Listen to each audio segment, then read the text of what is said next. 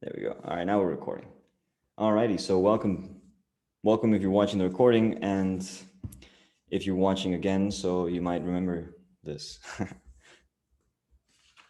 All right, so first things first is building a square. So the thing about the square is that it has a 90-degree angle at all four of its corners, and we have the advantage that rectangular paper comes already with an installed right angle there. So taking advantage of that, all we're going to do is we're going to take the edge and put it on the other edge. And so by this congruency, we now have that one edge is the same as the one on the top, right? So the short one is the same as the long one. We can find where they are the same. And so on that point, I'd like to turn it over. So it has a point there where it makes contact. And we're going to take advantage of some of the origami axioms, namely the one that says that, I think it's the third one, I forget the numbers, but the one that says that if you fold the line onto itself, the resulting fold will be a perpendicular to that line. So in this case, I'm making this line fall on itself. And I'm making sure that the fold comes at that point. So this is useful when constructing rectangles or the square. And then to cut without a knife or without scissors, I like to just fold both ways and just really drive in with my nails. And then I just do, with both hands, just very closely to the fold, I do one single rip. Once that rip is done, I can just now travel that rip. I like to say it like that, travel. And so I just like rip little by little, and I'm focusing on the point of the rip. It's almost like a point that I'm moving across the line. And so that way it's a lot more exacter than if I were to use a knife or scissors, just metal in general, you know. All righty, let me just move this around a little bit. All right. So first things first, I said in the instructions that the first step is a 8-fold division. Truly, that's the second step, but here's how you get that. So I start by installing both diagonals here. So this diagonal and this diagonal. Without turning the paper over, I now fold the vertical, making sure that edge lands on edge. And then I unfold, and I now do the horizontal. Now there's only going to be one fold for every set of conditions that you can set up. So that means that if I'm folding this and I see that my corner is lining up to the other corner, there's only going to be one fold that satisfies that condition. So as soon as these points are touching, I can just, with confidence and faith, just bring this down.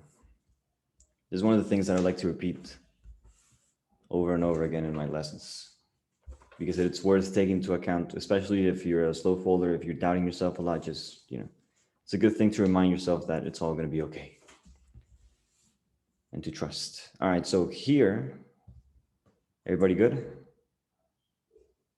so far? All right, so now we're going to employ something I like to call the double mountain technique. Notice that I turn my paper over, right? There's also a thing in origami that confuses people when folding alongside each other, especially in a class, and that's when the paper is turned over. So, you know, when you have here, I have my set of lines in valley form. I turn the paper over, and now they're all mountains. What I do next is I select my folds, these two mountains, and the reason why I select them is because I want to bisect them. I want the line that goes right between them. So I select one mountain, I select the other mountain like this. I put my finger between them. The idea being that I'm looking for, you know, that point at which these two mountains meet. And then I try to make them come together like this. So put this mountain on the other mountain. So I do that for my right side and then now over here as well. If anybody has any doubts at any time, just unmute yourself, let me know. Or put in the chat. Could you please show that again? Sure thing. So I'll do it again. Thank you. Try to ignore this one that's already done. So just imagine that, you know, you have one mountain that you select. In this case, it's going to be this one for me. And then I'm going to select this one. The reason why I call it selecting is because I'm gonna be putting those two mountains together, sort of making them come into contact and making a valley between. So I select this mountain and then this one as well. So these two right there. And so I start to bring them together. And usually what happens is that this face in between is going to be a little problematic, a little bit. But what you want to do is you want to sink it. And so once that's sunk or sinking, now you can take the mountain and put it on the other mountain. You can see even how, by contrast, you don't see that it goes over, right? You don't see this additional space. And also you don't see it on the face itself. You see them together. I do it on one and then I do it on the other side as well. And now I'm going to employ, so this is a double mountain technique, or so I like to say. Now we're going to employ what I call the hinge move. So all of these tricks and tips, they're not in any book that I know. They're just like, down the line things that you pick up. So now the hinge move is when you have it like this, you have the mountain set up. Notice that you can move these up and down, right? Like a hinge, like a door. So try and hold this together. Also, another thing that might confuse viewers is me rotating the model, which is something that's sort of, unique to origami, that we rotate and move the thing around a lot. When you're constructing something with snag patterns or like composite straight edge, everything stays always in place. Not an origami. It's a very dynamic thing. Anyway, you hold like this. Notice that. Sorry to interrupt you. Yes. When you folded those two together, the ones you're holding, what did you do to the other side? Oh. What did I do to the other side? Yes. Like these two? You did the same thing on the other side? Yes. Actually, if you open it up, you're going to see that it's just a straight line all the way around. Okay. And okay, what's also interesting about that, it's a good question too, because if in the case for even numbers, this line will actually go across and remain and keep its state. But for odd numbers, it won't. For odd numbers, this line will go and change from a valley into a mountain. We're going to see that when we fold the pentagon. But it's a good thing also to take into account how much we can just isolate a bisection. We don't have to fold, we don't have to commit all the way down. We can just select an angle and just bisect that by putting it together. So it's a very instant solution for a bisection. So anyway, no problem. So we have this, and now we get this hinge, and so we fold one way. You can see how the edge of the hinge falls on the next mountain fold. So like this, and we fold it. And what you want to do is you want to make sure that that edge, that line falls on both this side and on the other one. So they're all the same. And then you want to fold it back to where it started. You don't want to leave it fold. You want to put it back to where it was. We do the same thing for the right and left. So left, right. And so now you get this, now it's alive in a way, right? So you put it back to where it started and you turn the paper over, the model, and then you do the same thing for one, my left and my right. And again, now they're both. Now here's the fun part. You do it on both sides. You put both of those flaps in your hands. So notice that I have here my left hand has both flaps. My right hand has both flaps. There's a valley there. Now I'm going to sink on that valley. It starts to come down and whoop.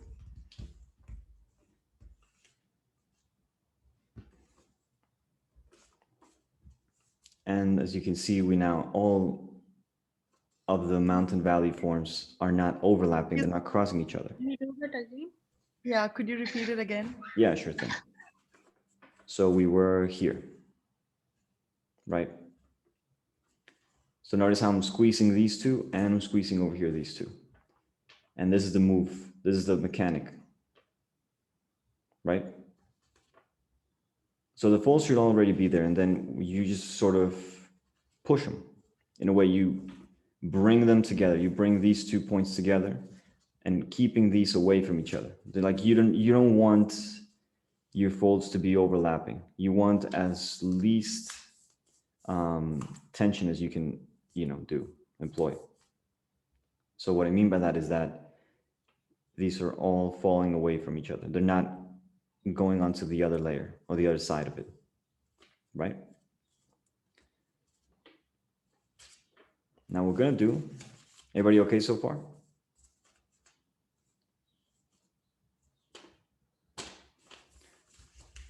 All right, we're gonna do what's called a little miracle in origami. And so the idea is that you have now, same thing with the hinges, where you have this one, but you don't have this line right there, right? You have the line underneath, you can see that, but we don't have this one. So we take this and we put it to the left, in my case. So we just put it towards the side that you didn't have. And then you do that and you turn it over and you do the same thing for that side.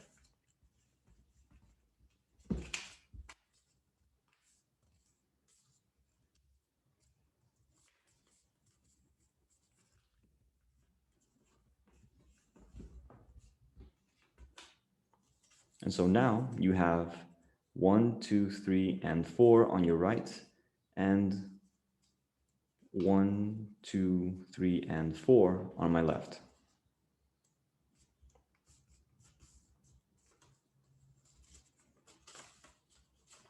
And so if we open it up, we now have an 8-fold division. Yay. Also, what makes this an 8-fold division is, well, this is my way of interpreting it. We have a center, and then we can count how many mountains there are. So from the center, we count this as a line. We don't count the diameter as a line. We count the radius as a line. So from the center to here. And so it's going to be 1, 2, 3, 4, 5, 6, 7, and 8 mountains. And between those mountains is going to be 1, 2, 3, 4, 5, 6, 7, and 8 valleys. And so it's the interaction of mountains and valleys that makes this an actual 8-fold division. And so, all right, we got this, cool. Now, next step is we want to make the vertices of the square fall toward the center.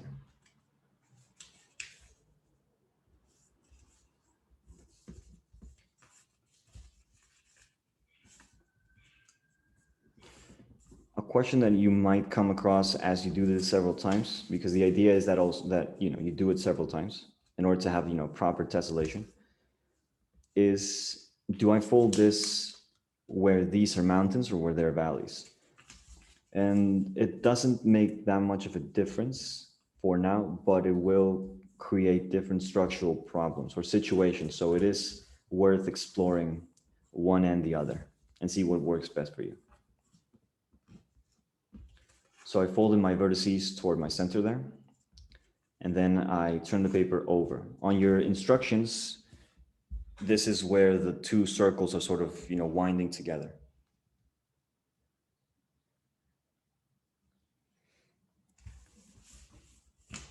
All right. So now we have this, and here I'm going to start drawing onto it. You don't have to draw into it yourself, but it might help. So I'm going to draw in these lines so I can see them. And I'm going to just be very mindful of these points. So it's where these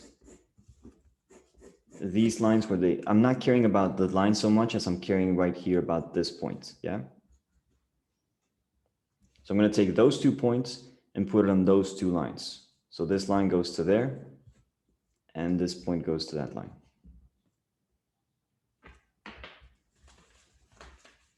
You're going to have this little excess there, it's all right. And you should be able to see your point here. I'm going to just draw this so you can see a little better.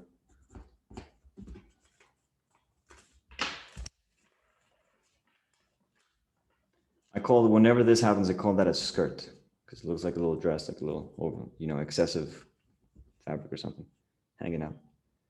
And so what I want now is for that point on the line to fall on the line that I inscribed there, yeah? And it just so happens that if you open up and you want to do a little analysis of this thing, the fold we just did actually is falling on where this line is matching on the edge. So a very interesting relationship on the 8s right here. When we take radii and put them to each other, we get a star line. Anyway, we have this little excess thing, we put it up.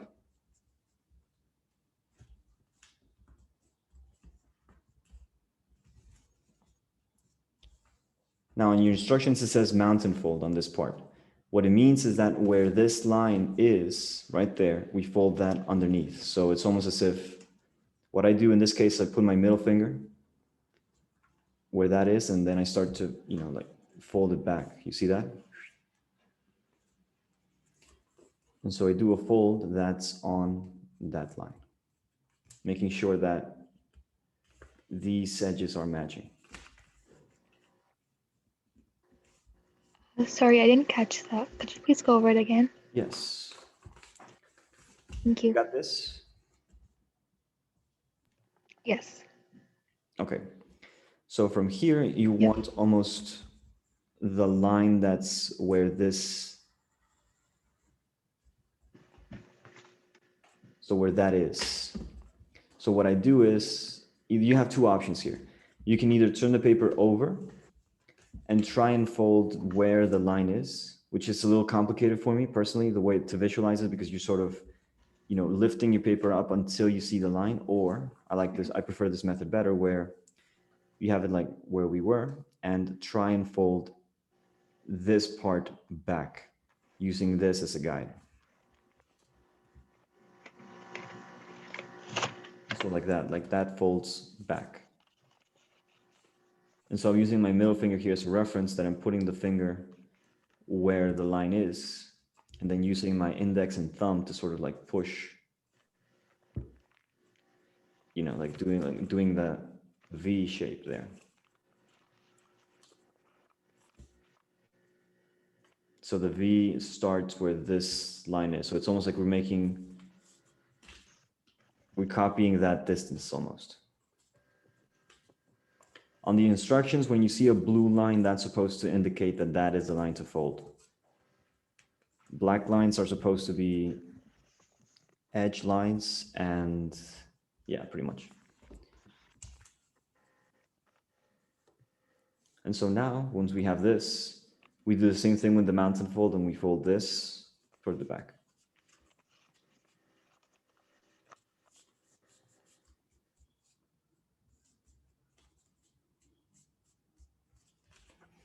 So we get to have this little strip.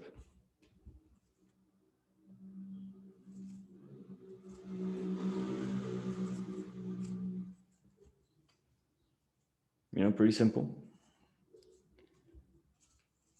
So it's just 3 folds that we did. And then we unfold to this step, to step 3.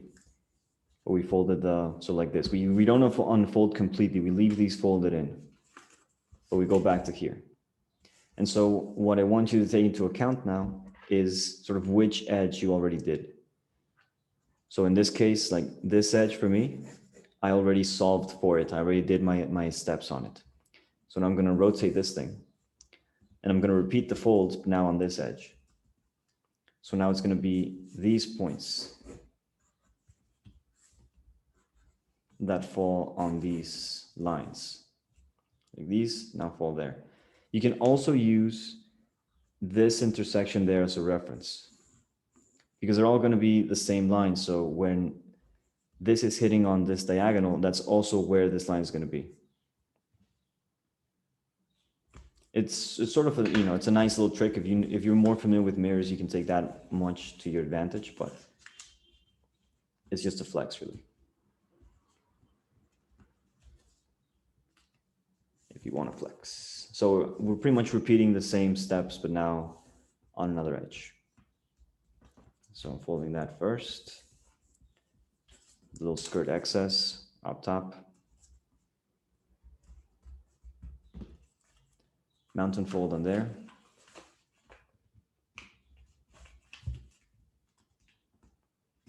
You can also, as you do the mountain fold, like go toward the back side in a way, like not have this on top, but have the other side on top. Sometimes it helps to also see that you are on the same line.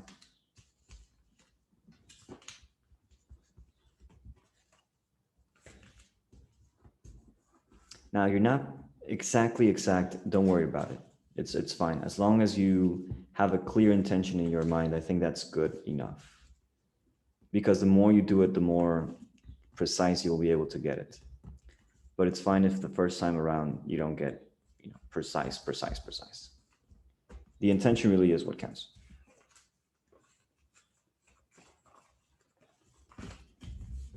Okay, so now I have two edges solved for, so this edge is solved as well. So now I can rotate and repeat. Again, taking into account like this intersection, pretty much. There's going to be another one here and another one over here. Because pretty much, if you guys follow the Islamic pattern people on the Instagram, you might see a connection with this and what's called the silver ratio grid. And Amit Hindoja, or also AKA Ambigraph, held a course on the silver ratio grid. And it's a very interesting situation of a grid that has, and so what do I mean by that? I mean that usually a grid is going to be either made up of squares or of triangles or whatever, but there are these very special grids that hold also irrational values. So it's going to be, in this case, 1 square root of 2, 1 square root of 2. Once we finish with this, you're going to see that a little bit more clearly, but there's a rhythm to the way that these two values oscillate between each other. And what's interesting is that the relationship of those oscillations will produce what we call Islamic patterns. And further, we can actually use those grids also to find other patterns. But the reason why we can sort of extract it so easily is because of the eightfold division that we're bouncing off on. But that's one of those like more complicated things. But for those interested, feel free to ask questions. But more than asking questions, I think that it's worthwhile to look at what's happening in front of you in your hands and try to have that experience of it showing itself to you, because it never changes. And what I mean by that is that, you do this several times and then you begin to notice different things happening at different, I guess they happen differently for you because you just notice that they happen, but they never not happened. I don't know how to explain that too much, but it's a very interesting phenomenon, I think. Also, you want to be sure that on the back, you're not, the layer that's sort of folded on here, that's also being sort of respected on. Just be careful that this doesn't get too away from there, but yeah.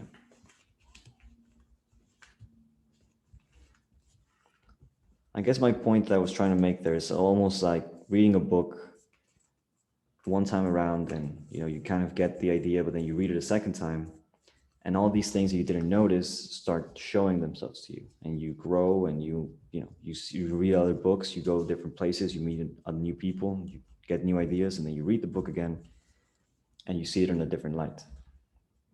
It's a very similar thing that happens with these kinds of patterns and lessons.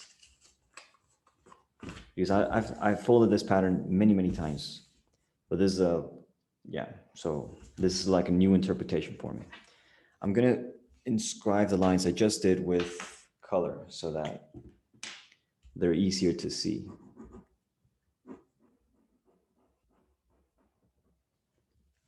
Well, for me, because that is very, let me just get another thing to draw here. I hope you don't mind my use of Sharpie pens. Better not, because those bleed over. So when I want to inscribe the pattern, it'll make it look worse. All right, so there.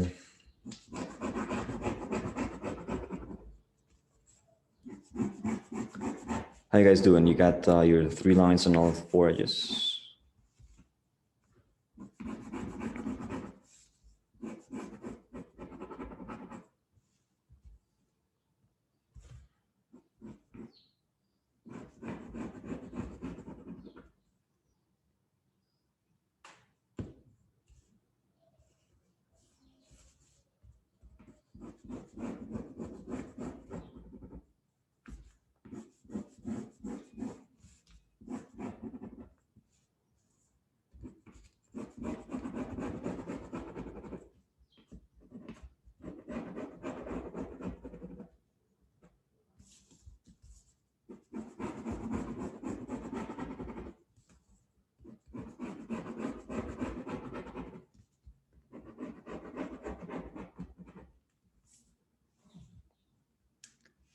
So this is the grid I was referring to. So it's almost as if you could think of this line being like unit length. And then this being, I think that would be the inverse of root 2. So maybe this would be root 2 and this is 1. Yeah, that makes more sense.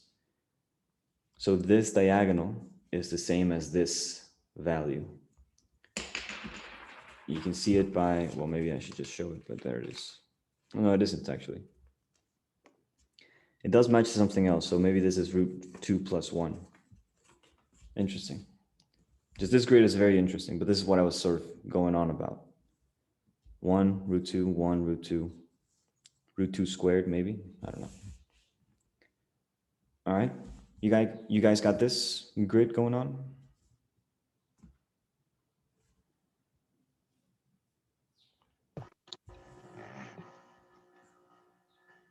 All right, good, good.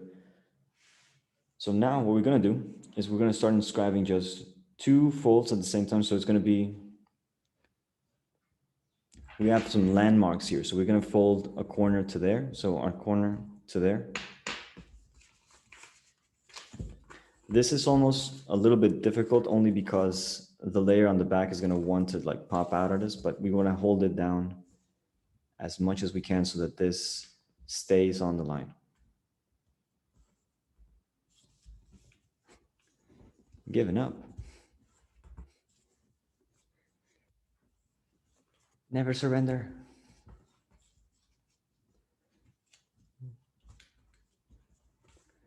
Well, you can always also like follow the instructions though. Like this is also the purpose of the instructions, that they help you sort of, yeah, see it for what it is. What did you do with the ones popping out? Like these popping out, I just kept them, try to keep them down, try to keep them underneath. Okay. So if they start pop out, just like hold it together, hold it down, and then just do the fold.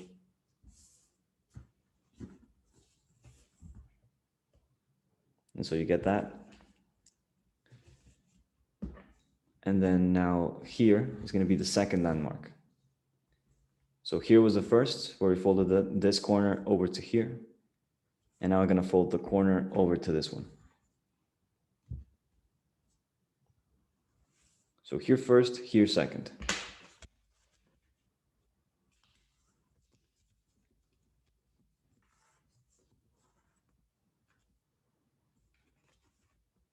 You can see how this line goes through this square. And on the case of the one line we did before, it goes through this intersection. Like we're drawing a little octagon inside of here. And now we combine these two, what's called a pleat.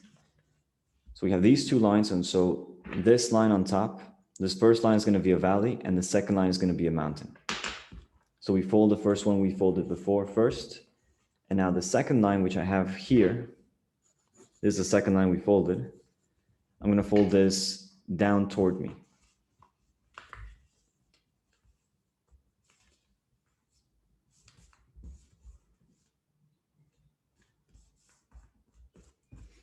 So now this is the pleat.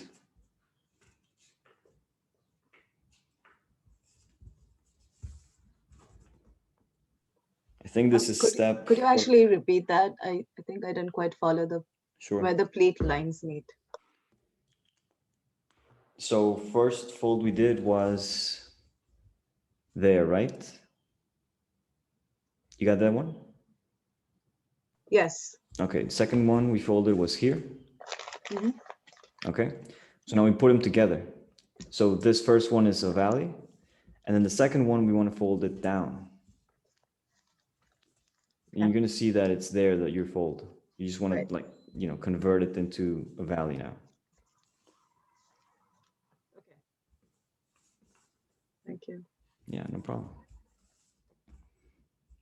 And here's a cool little thing. And now we want to fold this corner. We want to put it again on this landmark. That's one way of looking at it. Another way of looking at it is that it copies on this line. But both of those are the same solution.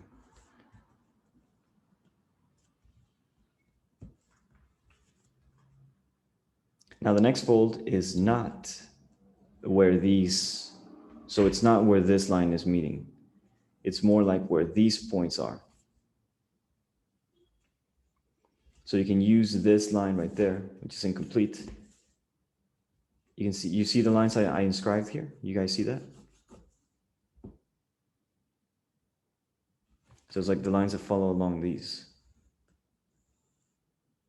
Yeah. And so you want to take the edge and put it on there.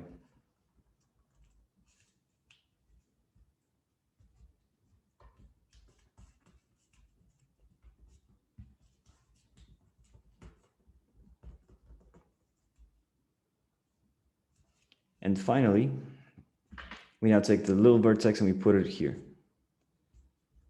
on that intersection. So take that and put it there.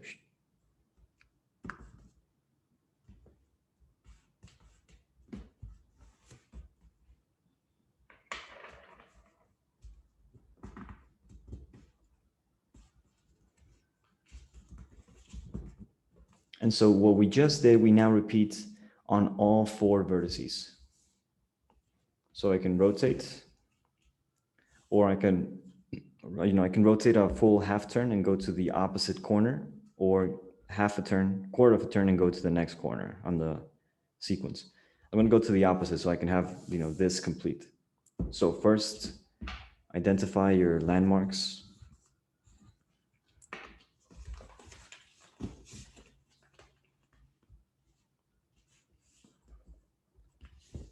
First landmark on top.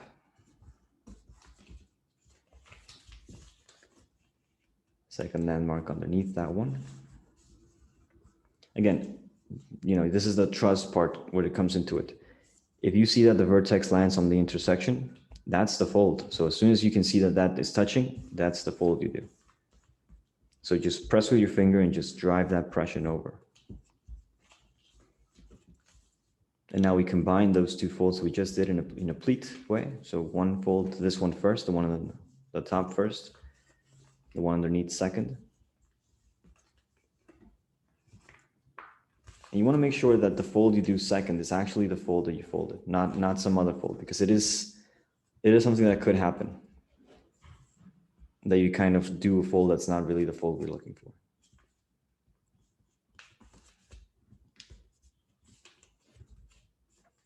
Then we go back to the same point we folded first.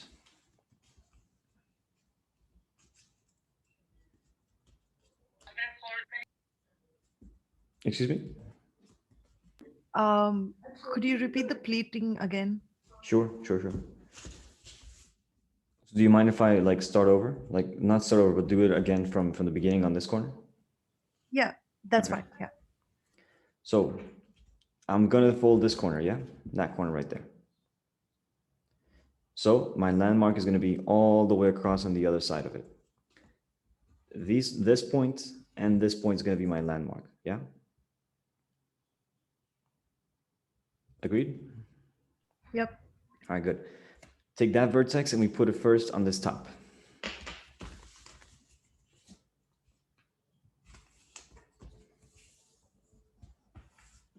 That's one.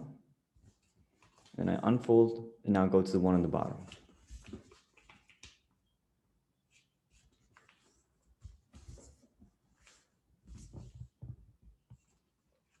And so now I take the first line I did, this one that went to the top first. And then you can see here, this line is the line I just folded in. And the way I find it real quick is because it's going to be, there's a little square here. And I can see that the line is crossing right between that square, yeah? Can you see the line? Yeah. So that line then on this side becomes a valley. So now this line I fold toward me. Like this, folding toward me. Yeah? Yep. All right, good. So now I take the vertex once more and put that on the second landmark right there, the one on the bottom. So take this and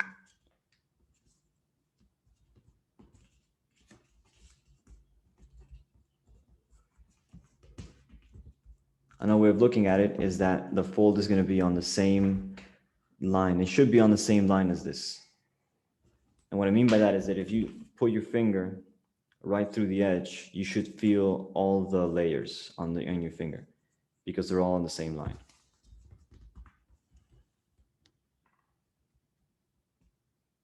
So was that good? Was that clear?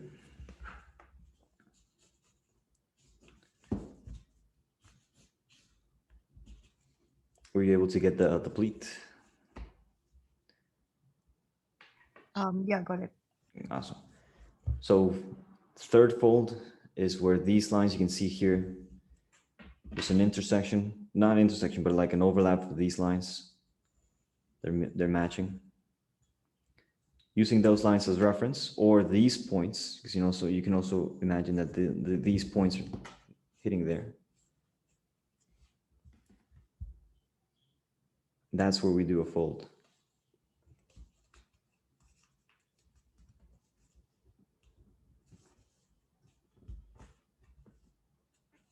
And then finally, we take the same vertex that we started with, and we put this on this intersection there, on this little square.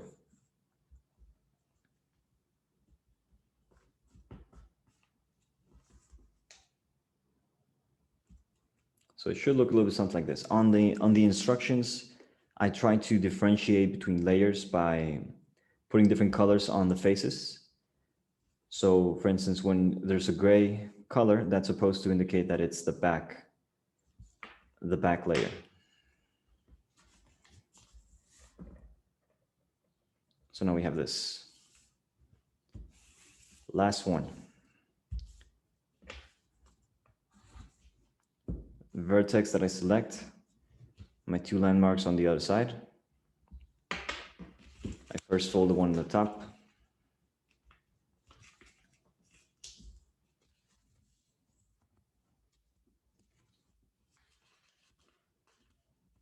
Again, being really careful, trying to have the bottom, well, these layers not pop out too much here. So wanting to be, as close to being folded as I can make them. So here I'm just making sure that all the vertices are on the center. I unfold, I fold the second one. So it's a 1-2 kind of motion. 1, 2, 2. 1 and 2. And 1 and 2. We take away the and on the second one because we're not unfolding now. It was like a 1 and 2 and 1, 2.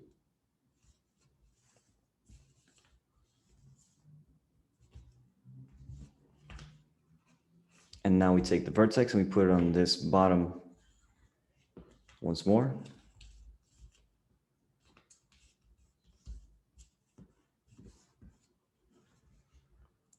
Now where these lines are hitting on the edges, or where this intersection is matching with the back part of it, that's where we fold this little square.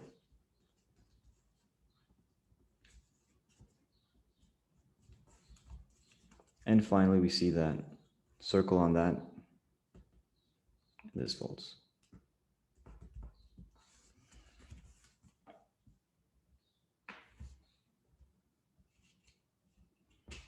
And so as you can see, we have almost like a valley, mountain, valley, mountain, valley. Valley, mountain, valley, mountain, valley. And this is also what I mean by that grid having a rational value. They're not the same amount. They're not the same, distance. Like they change. We have this amount, and over here we have this big one, but this little guy is supposed to be the same as this.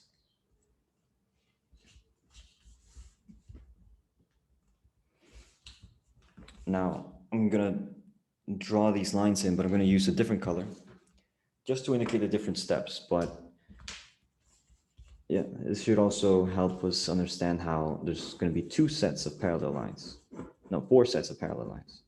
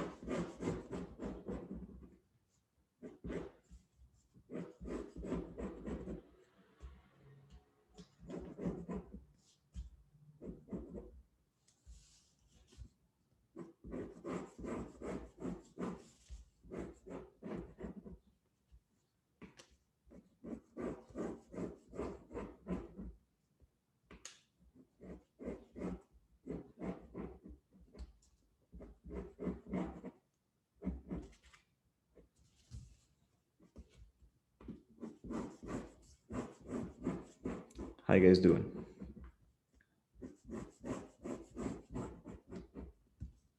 This is magic. Yeah.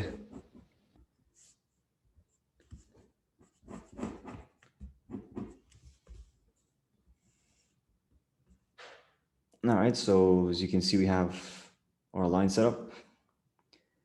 And now,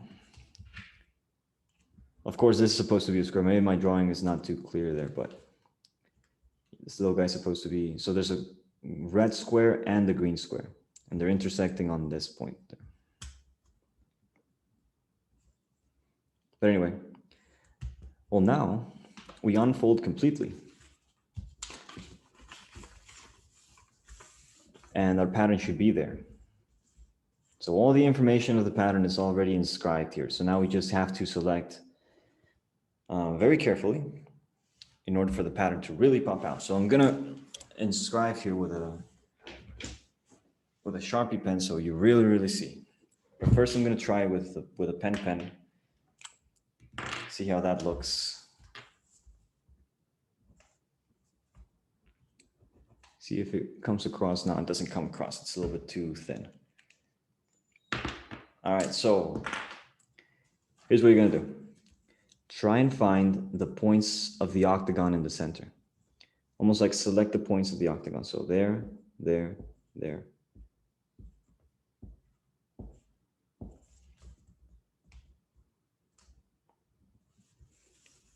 Those points. Now this line goes all the way up to here.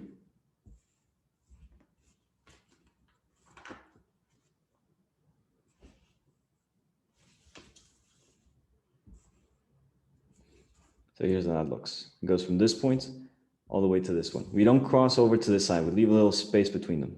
We don't connect these. So it goes from here to there. I don't like to use rulers. I don't know why. But I'll show you, if you're like me, you don't like to use rulers. I'll show you a little trick here.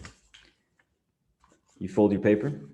I'm not able to find the octagon. The octagon? Yeah. Okay, so it should be that you have this division, don't you? Yeah, the eightfold division that we started with, right?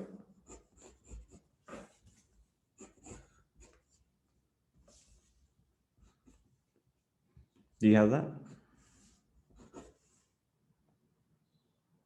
So, do you have this big octagon though? Yeah. Okay, got it. Okay, so you see the big octagon? Well, there's going to be a little octagon inside of there. Okay. Do you see it? Yeah. Okay. Thanks. So mark the points of the little octagon, those 8.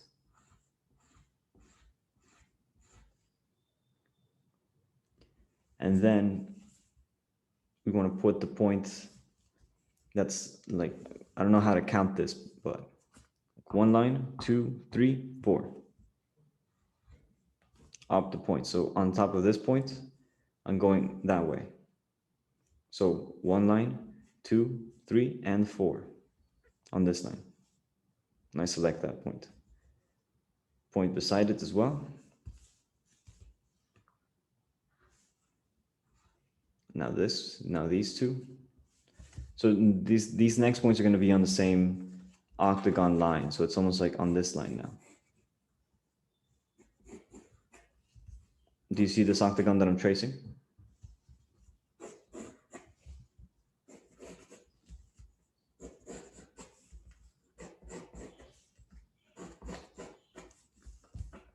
So on this octagon I'm tracing, it's almost the line that goes down toward the point that we marked for the octagon, yeah? That makes sense? Yeah. Okay. So this line goes to that point. This line goes to this point. And so each point is going to have their own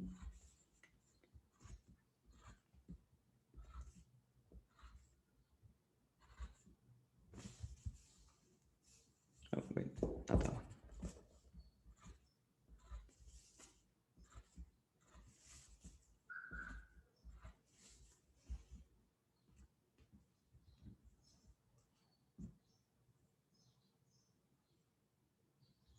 And so we connect those lines first.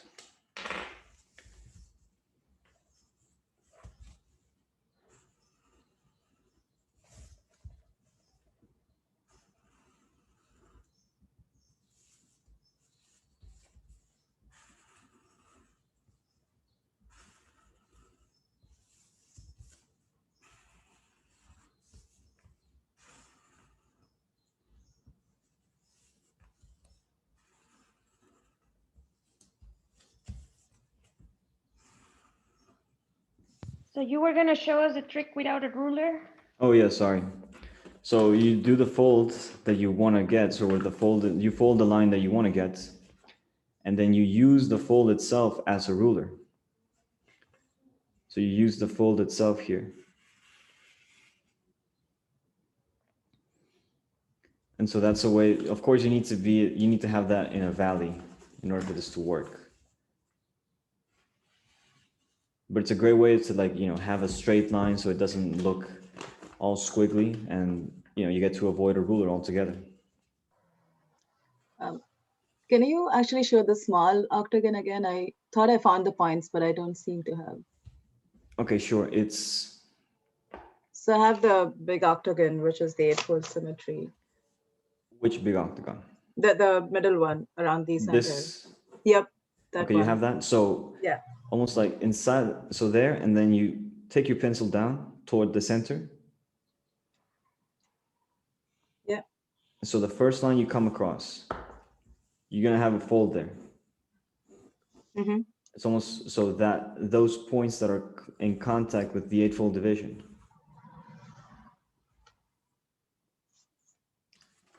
Got it. You got them? Yeah, trace, really point them out. Point them out so you can actually use your whatever marker you wanted to use for something for this, or your actual tracing tool, and really point those out so you don't get lost, so you don't lose them. But then I don't have anything going vertically from those points. You mean like I did? Okay, actually got it. Okay, never mind. Okay. I got a little bit confused as to which points you're tracing. Yeah. First time around, Okay. It's like, what? Yeah. All right, thank you. Yeah, no problem.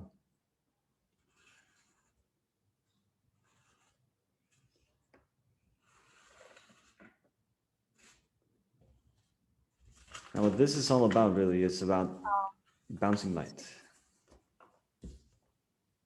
Hello? Hello? Can you show me how you're doing the black lines, the Sharpie lines? How I'm using the paper as a ruler, or how I'm knowing when to stop? You're getting the points. Yeah. Okay.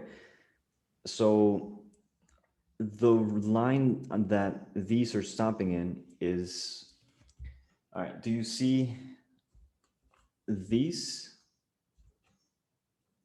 Yes. Remember the first line we did where we folded toward the center? Well, Yep. Okay, so trace that line, but only the octagon line of that.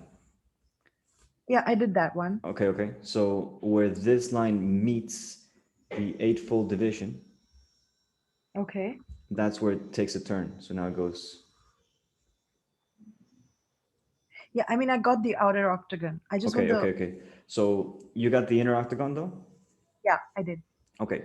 So keep an eye out for the lines that draw those points of the inner octagon. Mm-hmm. So where that line of the inner octagon touches this line that we're tracing for this outer big octagon, that's where you stop. So is it along the folds? Yes. Yeah, exactly, because it's on the line. Okay. Thank you. Yeah, no problem. So the only thing that really matters about this right now is that you really know when to stop. So for instance, I'm not drawing the line from one corner to the other corner. There's a little gap where I'm not drawing.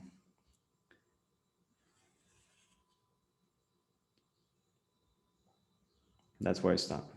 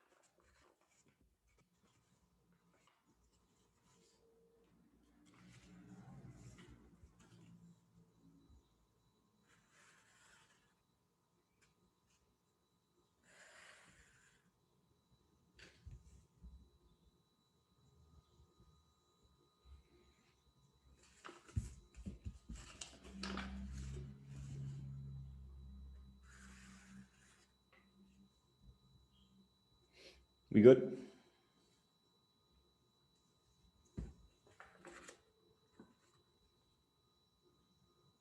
How you guys doing?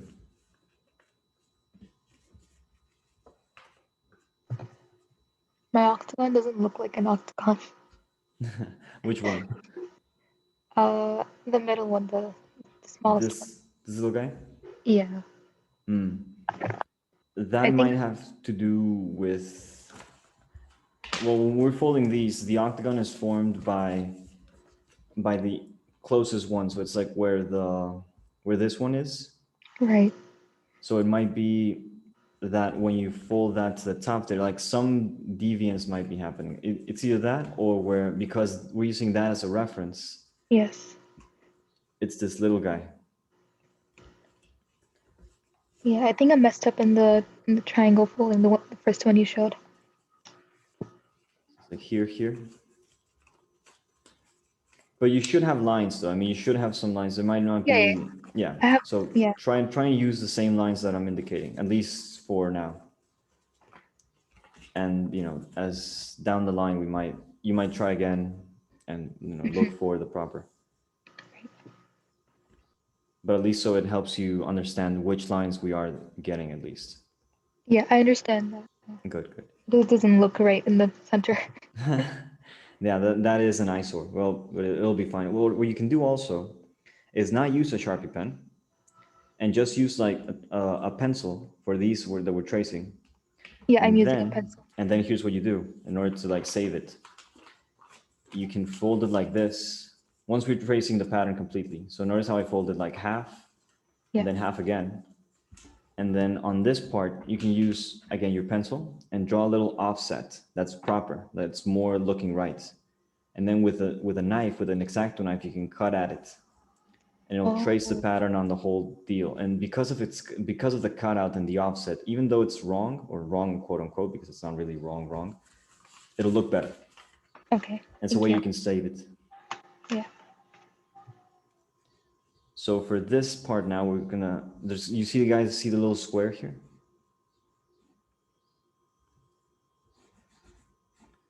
So we're gonna take the top point of this square. Top point of the square, top point of the square.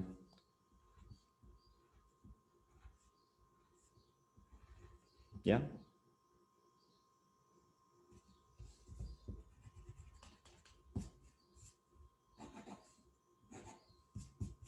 So top point of the square, and the other point we're gonna go is all the way up to here. But we're gonna stop right before we hit the edge. There should be a fold that complements it. So it's right before the edge on the line of this little square. So it goes up and where it hits this intersection.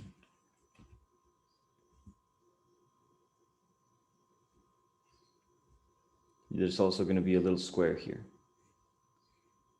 So where this square is cut, that's where we stop. And this line on this side is stopping where this fold is. So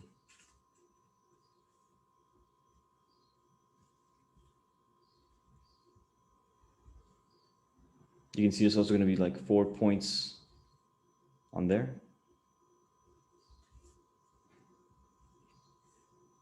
So this line connects to here.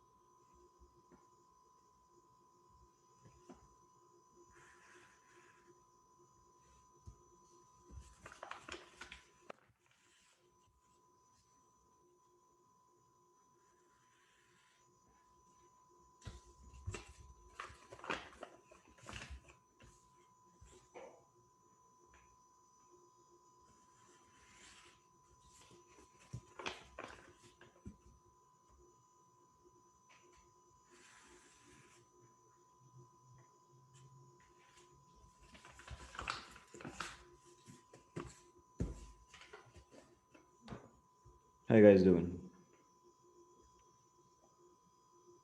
Anybody got any questions? You guys doing okay?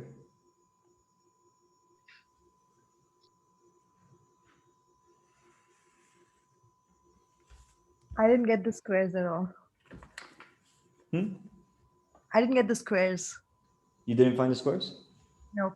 Okay, so do you have the star though? I do. Okay, so do you notice how it's inside of an octagon?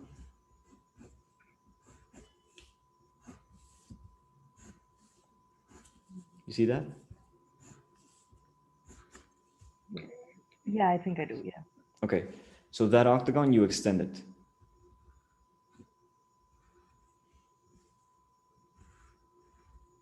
And that's your point.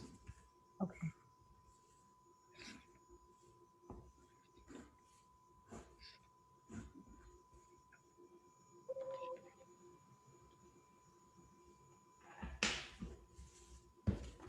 Got the, Hmm? got the point. Yeah. Oh, the other point? Okay, so once you have the points of the squares, now you follow that line, Mhm. and there's going to be a point. Well, there's going to be like two sets of points, right? There's going to be the point that is over on this edge, Yeah. right? Like this one. And another point is going to be here. And what you're looking for is the intersection of these points. So like there's going to be some lines that cross in right before the edge here. So it's going to be 4 points, 1, 2, 3, and 4. So I'm like going to be drawing a little octagon that's cut in half. I'll draw it on this side so you can see it better. It's like here, here.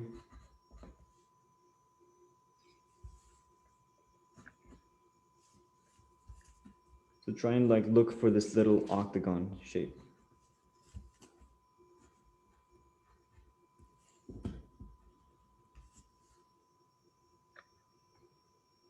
And because you see there's an octagon, then it should stand to reason that if we extend the lines of the octagon, we get a little 8-2 star. Or, you know, that little, I forget the name. So the thing about Islamic geometry also is that these shapes have names. They're not really called by their analytic sort of description.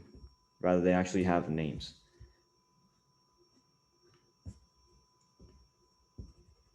So a person might be very well versed in Islamic geometry, like really, like be a master at it.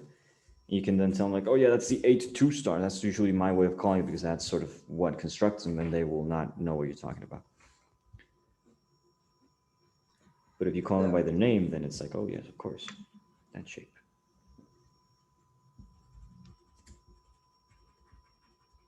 So do you guys see the sort of star that I'm tracing, like this little guy?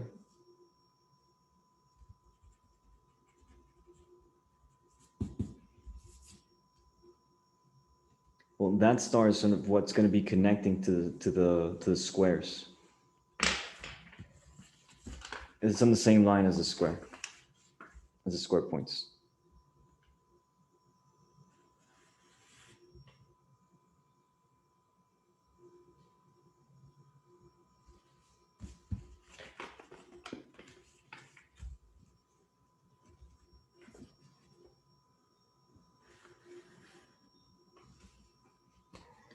Excuse me.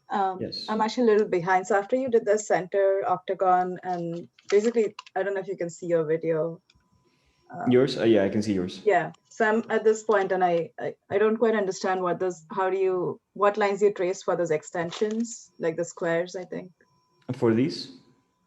No, those longer lines to the right This. of where you're pointing. Yeah, those ones. Okay. So notice that on the outer edges, Mm-hmm. there should be, try and look for, they should be also located on the eightfold line. So if you take this eightfold line and like take it all the way out to the edge, Mm-hmm. now focus on this point, like Yeah. where the edge hits. So there, around that point, you should be able to sort of see that a star is forming there. Like try and look for this star.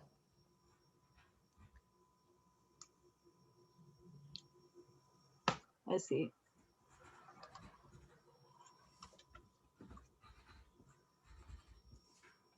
And so you can trace it. And so now Correct. you can see that this star is like extended, hits on the point of the little square point that we got. It's on the same line. You got this point? Yeah. Yes. Okay, so if you draw the star on top, then you should see how these connect. Okay. That makes sense. Okay. Thank you. No problem.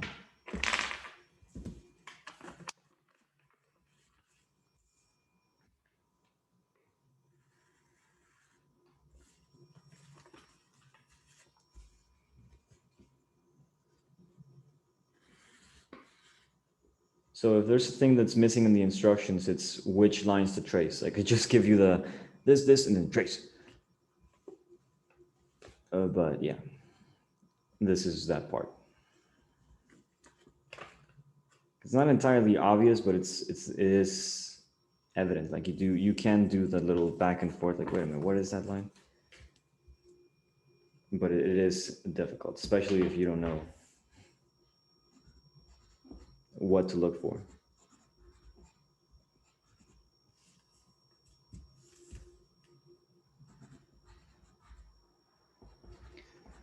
Also interesting to take into account is that we haven't folded a single thing ever since we unfolded this thing. So, you know, fun fact, well, not fun fact, but it's cool that all the folds of this pattern were done through that sort of mirroring process.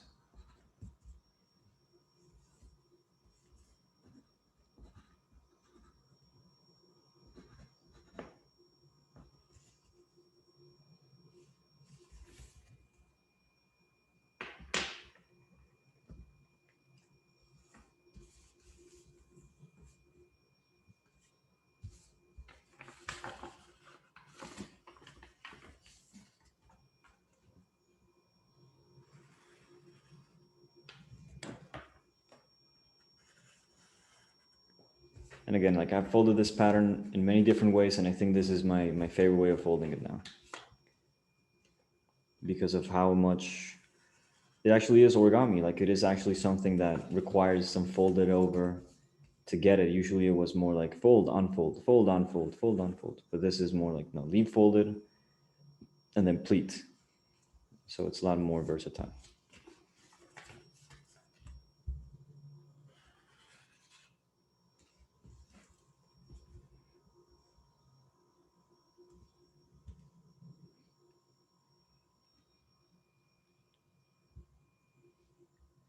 So we have the inner octagon, the petal, this double square shape.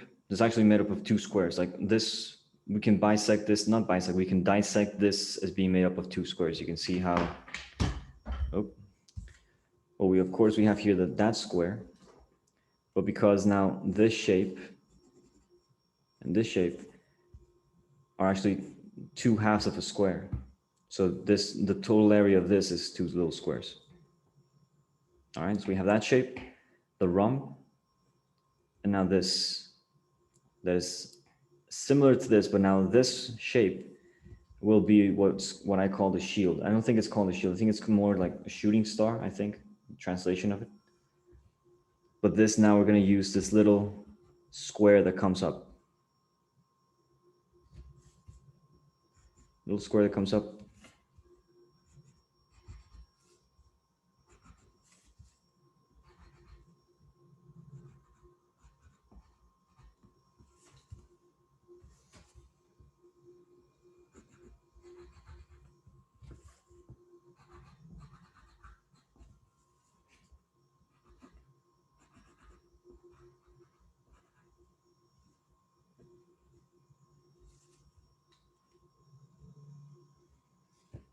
Another way of looking at it is that if we trace the stars here on the edges, it's where this line matches to this octagon that we had. The octagon line that we use to find these 2 points.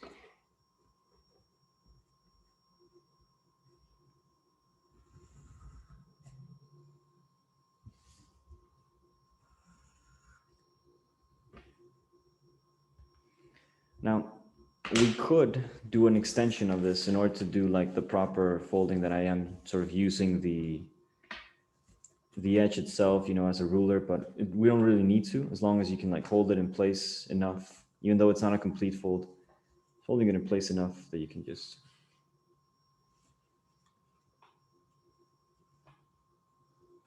And then this just connects to the line that we already have.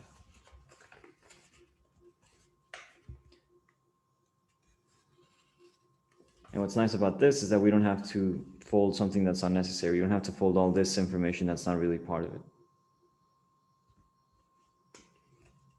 We now connect these two stars.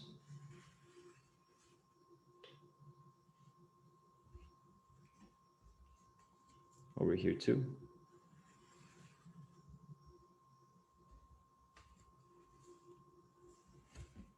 Now this star is going to go out, and there's actually going to be a little star on the corner too.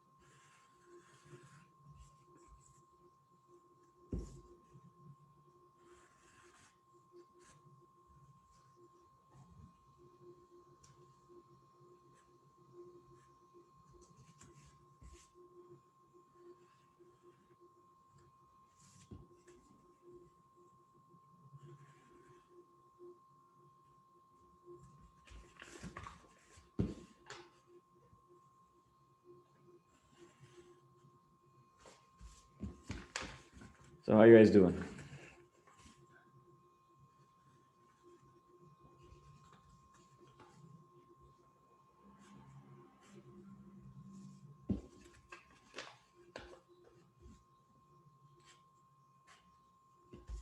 You're feeling the heat?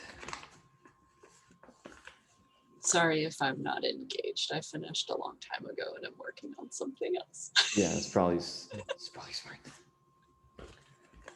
So what do you think of it? What do you think of the solution? I like the origaminess of the solution in the like the folding multiple layers of paper to get more of the lines at once. But at the same time, I don't like folding multiple layers of paper at the same time because it leads to inaccuracies, and 1/4 of mine got a little wonky and it made me mad. But I mean, it's cool. I like the how quick it works out. Like it's so much faster than constructing this with compass and straight edge. Like so much faster. Yeah, how long does this pattern take by compass? I don't remember. I've constructed it before, but I don't remember how long it took. But I mean, it's it's obviously it's much more involved. Yeah. Well, yeah, because there's just so much information here. But the cool thing about it is like everything is here. All the information you need is all right here. But I do agree about that layering thing.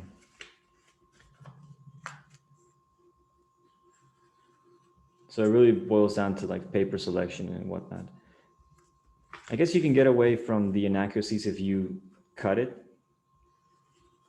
because with the offset, then everything just gets sort of solved for.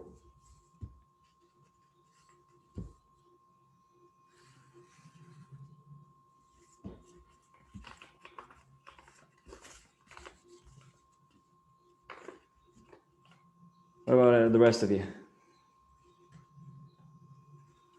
Do you mind showing what lines you've done? You've carried on and Oh yeah. I'm a bit So lost. yeah, so the lines I'm focusing on really are just the stars here. So what I did was I inscribed these stars on where this line matches the edge, and the star that's at the corner right there.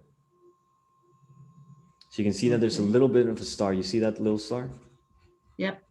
Okay, so now the idea is to connect these stars to themselves. And so it's going to be like one little guy here. And so just mind this little gap, this little top part that's on this line. You see that line? Okay. So just the cap and the stars, and then just connect everything. So this line connects to that cap. This line connects to that cap as well. These two stars connect. So these two. And then just this one to that one. And this one to that one. And that'll do it. Okay, got it. Thanks. Yeah, no problem. And then these two also just connect completely. And this star just connects all to the cap. And so does this one just connect to the cap, and that'll do it.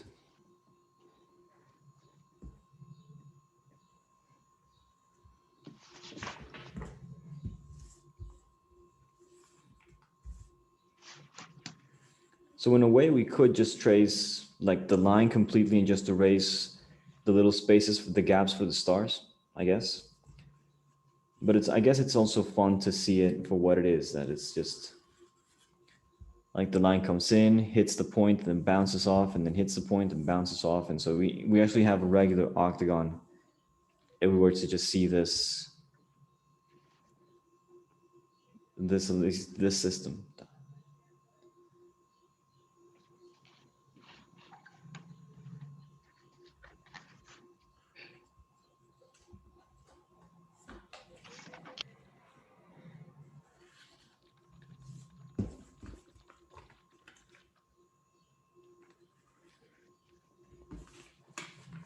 Is anybody else done? Yeah.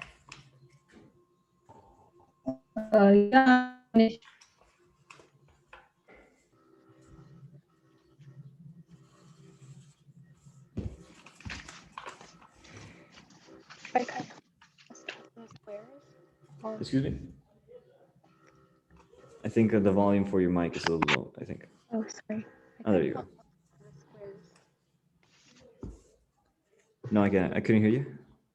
I kind of got lost after the squares, after making the squares. Not sure if you can see. Let me see. Where's the mouse?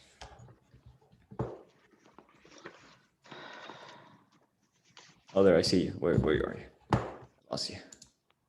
There you are. Yeah. Okay, so where you got lost? I made the squares and I got these points over here as well. Right over here. Mm-hmm. Okay, so you got the cap. Yeah. Okay, so do you have the stars at the corners? At the No, I edges? don't. I couldn't find those. You couldn't find them? Okay, Yeah. so here's how I would find them. So you put your line on the eightfold. I put my pencil so I can see it better. Okay. Okay. And then you see that we have this like the smaller line here. Yes. Okay, so try and focus on that line. And so try and follow with your eyes on that line, and then using that line, like try and see where these will do this little like twisty up. And so the point of that is that there's going to be an octagon sort of confined to this. You can also see like it's a square first, Mhm. and there's going to be like a crisscross here I of another think square. I think I did enough folding wrong. No, I see. That's why I can't see it.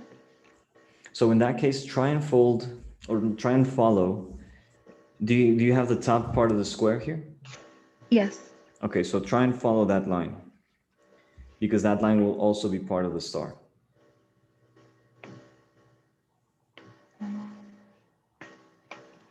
So whatever that line is, like actually trace that. You can use a pencil and actually trace it completely over here. And then also trace this. And so try and draw the shape that's the closest shape that's around this point. So around that point that I have my pencil pointing towards, Mhm. try and follow the shape that's built around it. Yeah, I did that. Okay, so trace that shape. So even if it's not actually exact, for now, it doesn't matter for now. Exact at all. Right over here. Let's see. No, wait, let me see.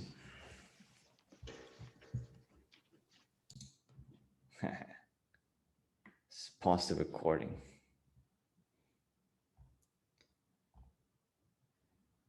All right, yeah, good. So, are you ready, kids?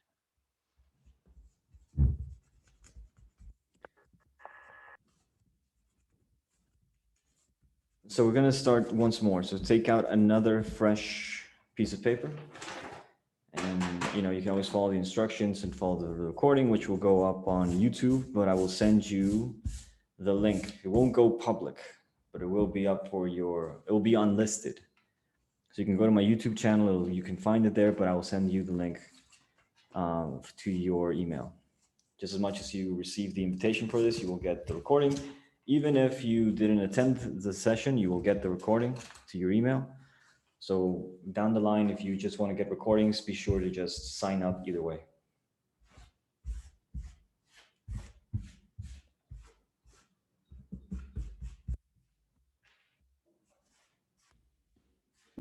Are we doing the same pattern again?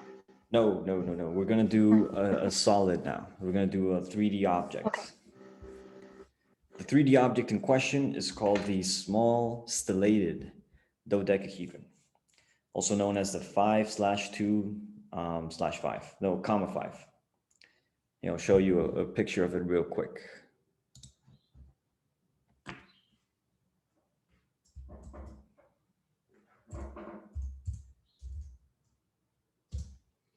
So there's two ways essentially to get an octagon in a square. We're going to use a square for this. Wait a minute. Kepler Poinsot polyhedron. I'll share my screen so you can see the shape in question. So this is the polyhedron we're going to do. Some people have actually here some handmade models they got. Pretty nice.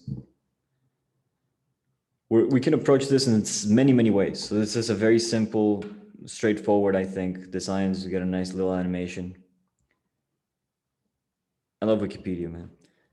And this is also a very famous mosaic. I think it's in Italy, this one. It's a very beautiful thing. It's very famous, that one. And so our approach is going to consist of this, the Schlafly symbol. It says 5/2, 5. What this means is there's a pentagram at each vertex. You can even see the pentagram there. 1, 2, 3, 4, and 5. So what we're going to do is we're going to get pentagrams and then we're going to slide them into each other. So that's going to be our deal. So take out a square piece of paper or just a piece of paper here. And first step is getting a square. So we did that before.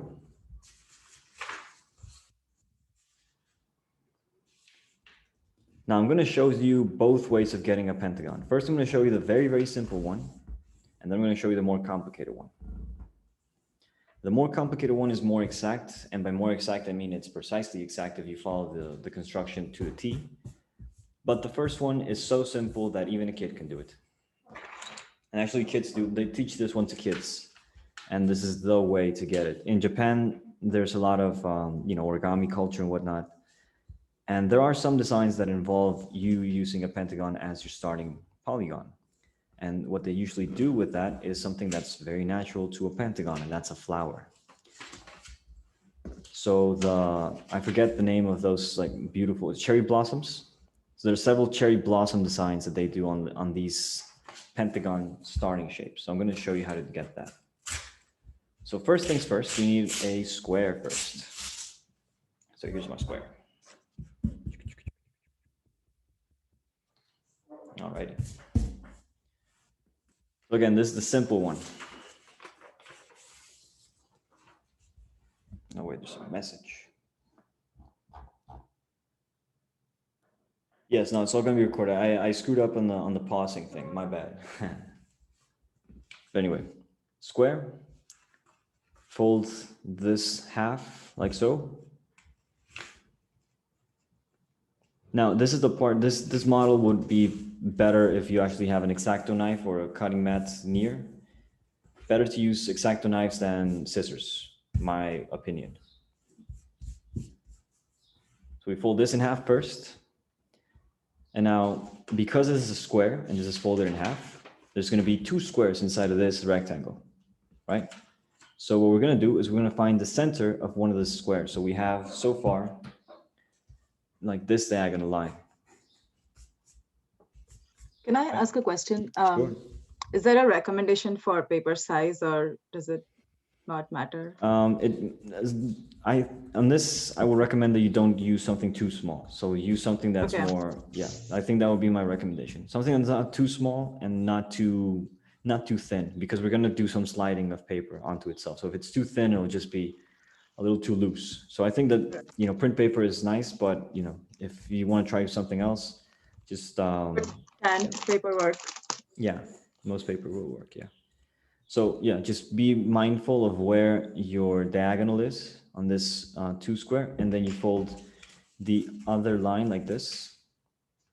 Just matching the edge of it to the other.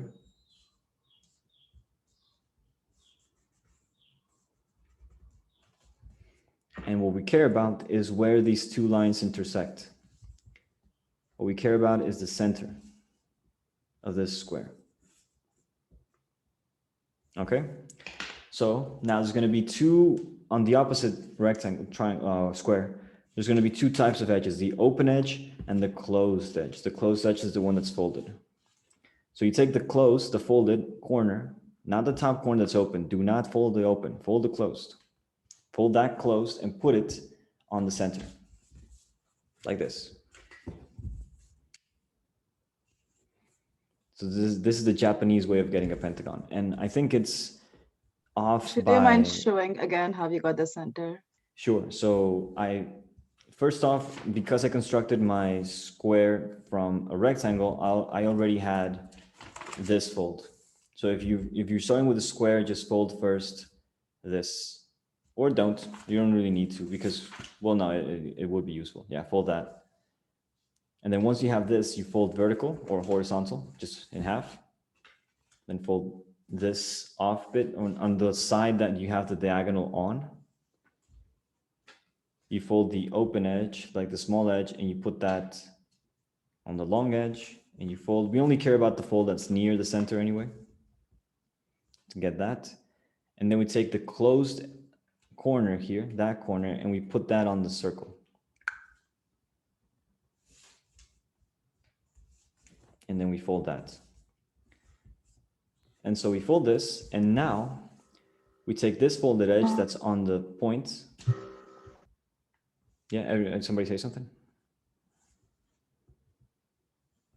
All right. So we take this edge that's on the center, and we fold that toward this edge.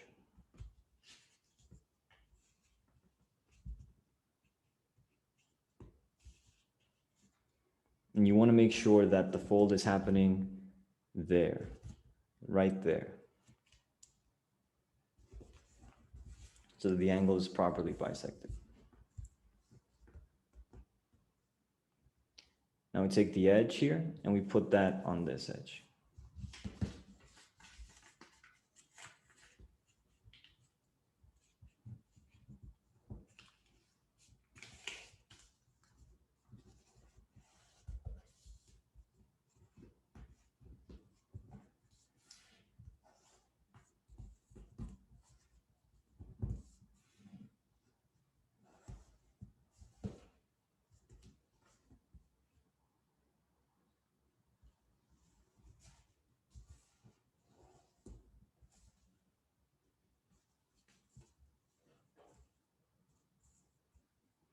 Now we have this line between, and we fold that back.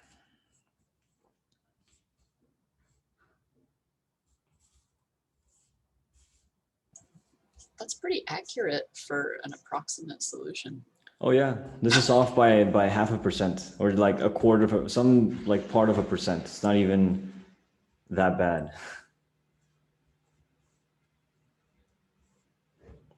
And now we have this. And the pentagon will be, I think it was here. I think you just need to cut now where this line is, like where that is. Just now use your knife and cut there. So I'm going to take out my cutting mat that I have here on the side. Just take away the water that's on top of it. Now, I think because of time, we might just stick to this and not go for the complicated one because it is pretty exact.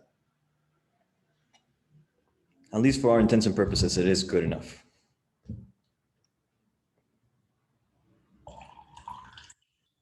Last drip of coffee.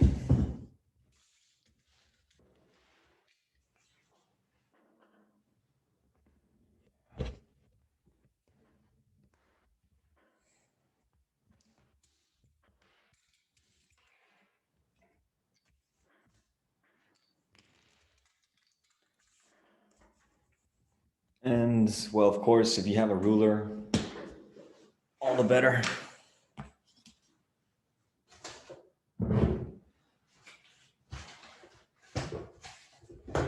Where's mine though? I don't know where I put it. So I'm just gonna go freehand on this.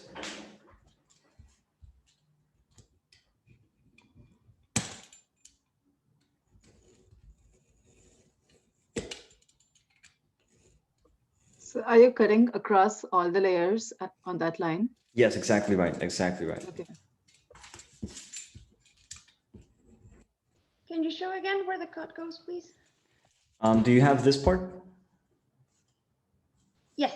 Okay, so the cut goes where this line is, the top line. Okay. Yeah, that's where it goes. You can also fold that line back, and that fold will give you, it'll just print a folded line on all the layers. It will, of course, deviate a little bit, but that's essentially where you want it to be.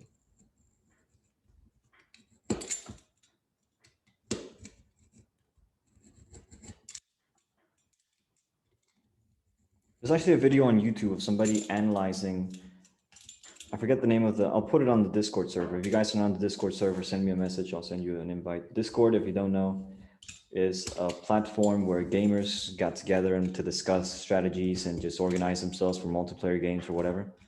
And then people just noticed that it was a great forum for having like private conversations between like-minded people.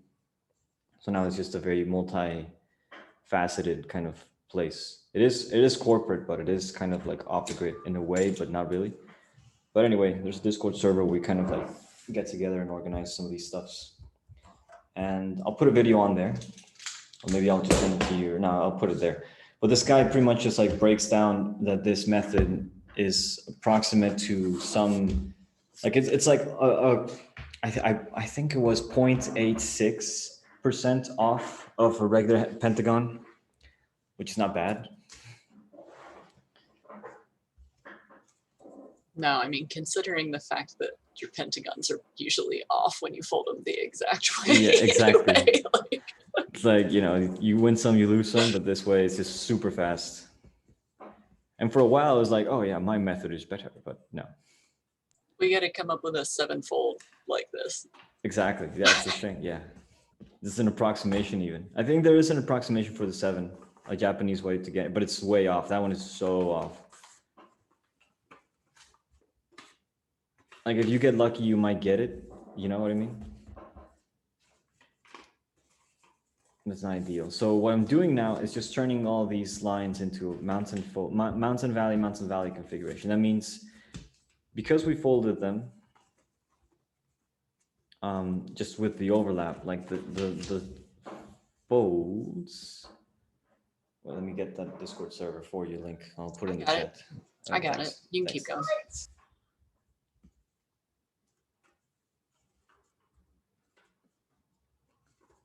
Somebody said, what? I think. Okay, so we have the pentagon. And now the idea is that inside of this pentagon is going to be 6 pentagons. And we can get that amount of pentagons by inscribing first a pentagram. So we have this pentagon. Yeah, everybody got their pentagon? Right Yes. on. Hey, Shashi, how are you? Good, good. Nice. Just joined. Yeah. Good to see you. So here what I'm doing is connecting a fold that goes from one vertex to the next vertex over. Not the one right after, but one after that. So, you know, I like to do this thing sometimes where I go like 1, well, 0, 1, and 2. That's what makes a pentagram a 5-2, but yeah, pentagram. So it goes like that, hits. And what's cool about this is that from each corner, this actually is a trisection. So that means that we take the one after, so this one hits on there, and then we take this edge, and it's going to land exactly on this first line we did. So if we put them together like this, they hold the same space. So this star trisects the corner of the pentagon. The pentagram trisects the corner of the pentagon. So we have 1, 2, and 3 areas that are the same. Like this angle is the same as this angle, is the same as that angle. Could you walk through the folds again after we get the pentagon? Sure. So what we do is we do a fold that connects vertex to one vertex over. So just do a line that falls, this line will fall on itself. This line will fall on itself. And it'll be... But how did you get that intersection point where it falls on itself? Oh, this line? I think we should I already... I have that Yeah. line, but oh, I see. I got, okay. It's Yeah, this one connecting at the corners. Exactly. So just like corner to the one after. And then what's cool is that you can almost like, here I'm rotating it, but now that fold of the star that you got will be the landmark for the next one. So what that means is that at the intersection of this star with this line, that point is where this vertex will land.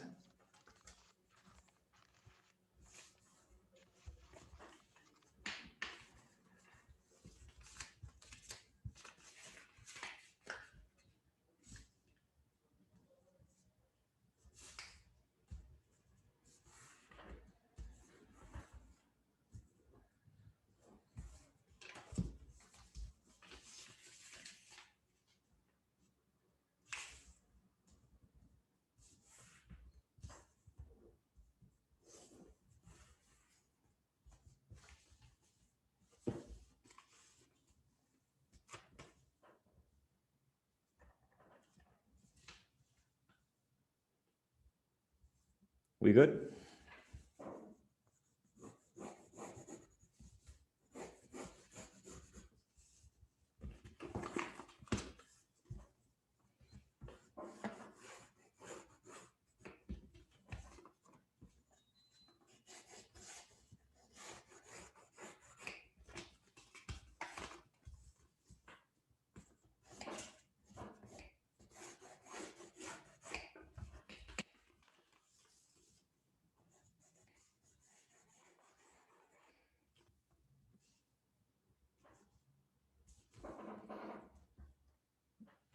Okay.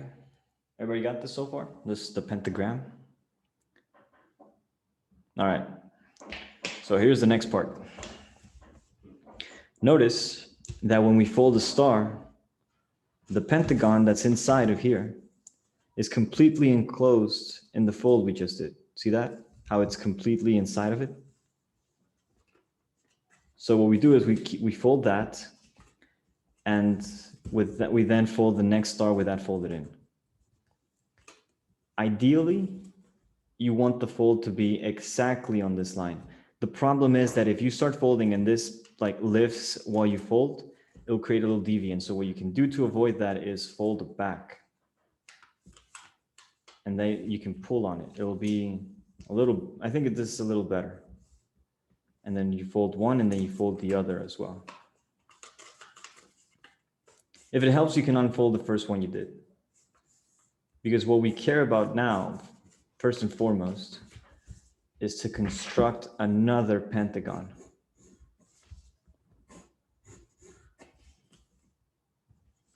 So we have one pentagon, and now we have two pentagon. So we're going to do this pentagon thing on each of them. So we did it for this one, now we do it for this one.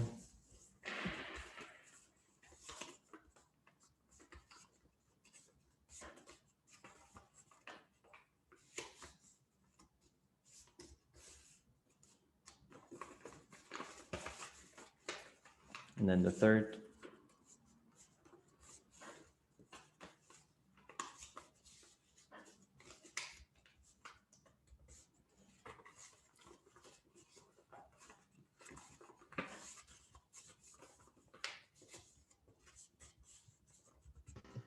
Could you please show these folds again?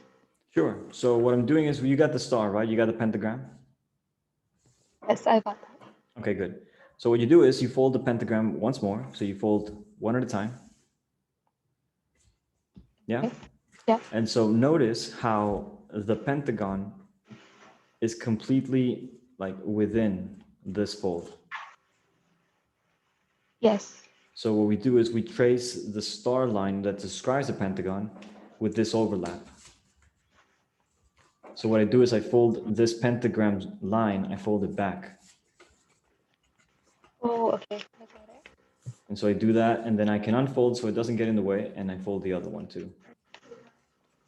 And then I unfold and I go for the next one. So I do this 5 times. Okay. Got it. Thank you. Yeah, no problem.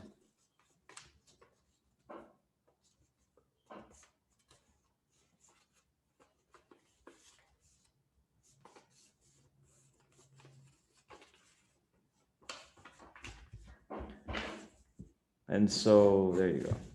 By the way, fun fact, if you wanted to just construct a simple dodecahedron, this will give you half of it. Because you can just use the folds that we already have to bring these pentagons together. And if you had some sticky glue or sticky tape or not, just bring these two together like this.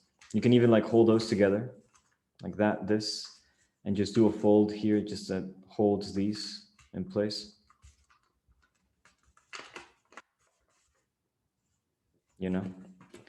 We're gonna take this out, by the way, though. We're gonna get 6 pentagons, but I'm just gonna show you this really quick way of getting half a dodecahedral cap.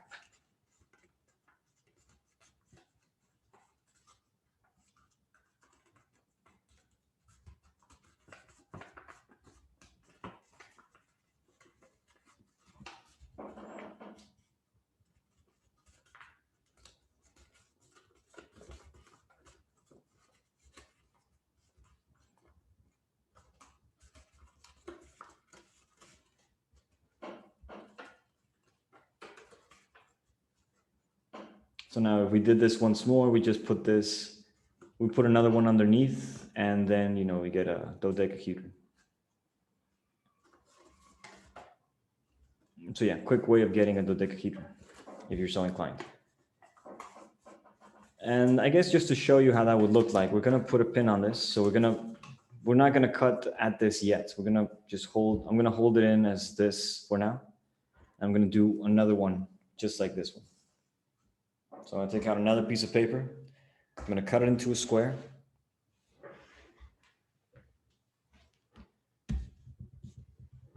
And extract the pentagon and get to this step once more.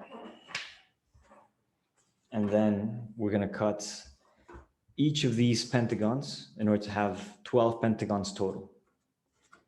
And we want them to be separate from each other. So this is gonna be the part where we just do meditation. We're just gonna repeat what we've already done.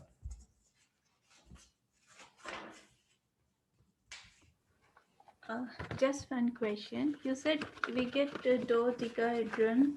So dodecahedron has 12 sides, right? 12 faces. 12 faces. So, okay. Yeah. They would be rotated. Yes, exactly. There would be like this and then the other one. The problem would be how to like connect them. So we would be needing some sticky tape or something to put each of them together,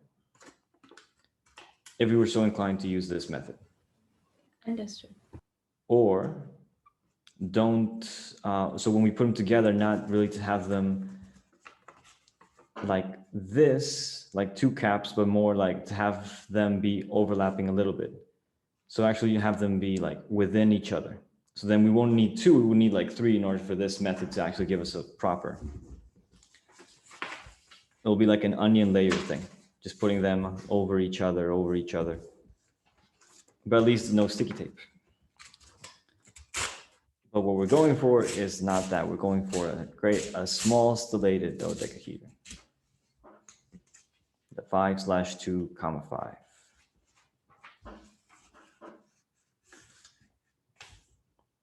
So here I have my square, fold in half. Oh, by the way, because I'm in Mexico, my paper size is letter size, US letter, which is 8.5 inches times 11 inches, which is not anything special. It's just based on the size of the American typewriter from the 18th, 19th century. And whereas if you're in Europe, you would have an A4 paper. So that's why it might look a little bit different. But because we're cutting at it anyway, it's really the same in a way. I think maybe your squares would be a little bigger than mine. I think.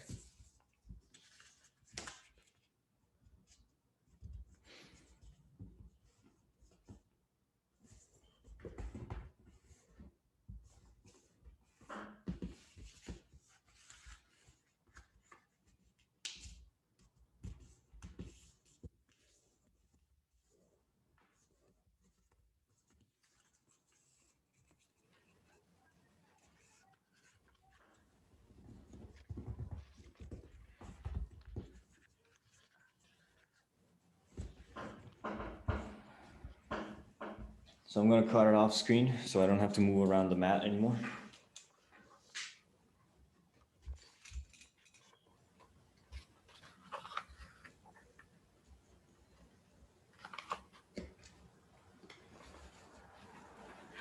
Excuse me? Yes. Yes. In one of session, Dasa, Sarovara, she mentioned that if we move this, if we fold this corner a little bit away from this point, then we get exact pentagon. A little bit on top or a little bit underneath? See, this is the intersecting point. Yeah. If we move this corner, if we fold this corner a little bit away from this thing towards the edge, Oh. then we get exact pentagon. That's what she said. But how much? A little bit. I don't know how much. I don't remember that. We'll have to ask her.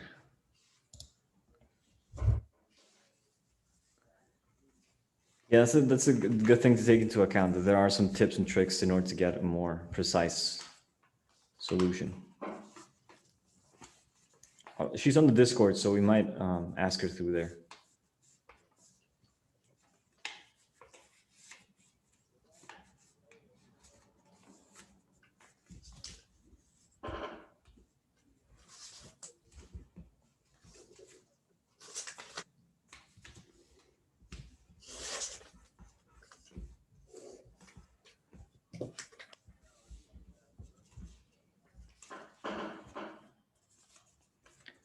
So I've constructed my second pentagon.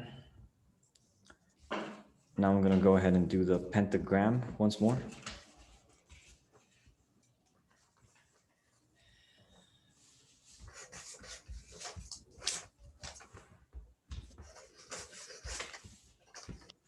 So I fold one star line, and then the next, I try to do the next one on the same corner.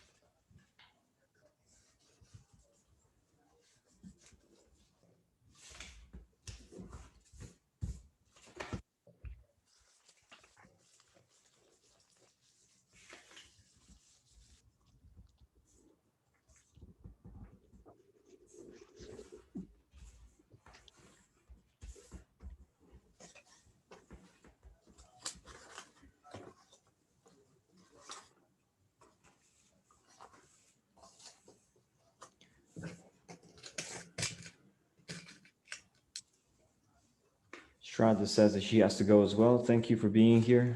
I'll see you around on the next one and on the Discord server. Thank you. Yeah, I think we're about 10 minutes over the intended time, but I think we're fine. I just want to show you the cut we need to do on the pentagon, on the pentagram once we do, and then it's really just a matter of putting it together, which is a lot of fun.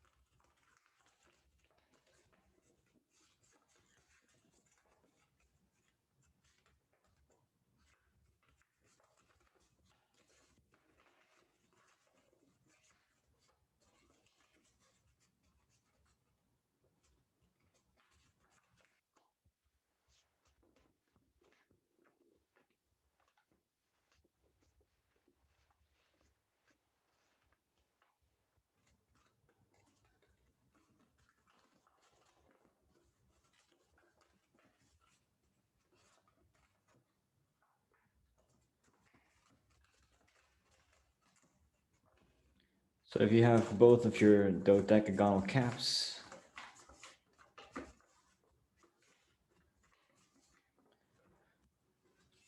you can just, it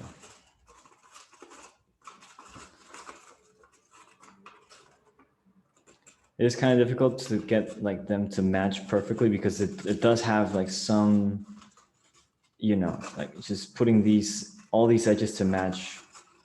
It's not as simple as just putting them together because it does have that thing. But what you can do, as I told you, like, putting a little bit of an overlap on this, you can even like introduce this thing to there, maybe a little bit, maybe not.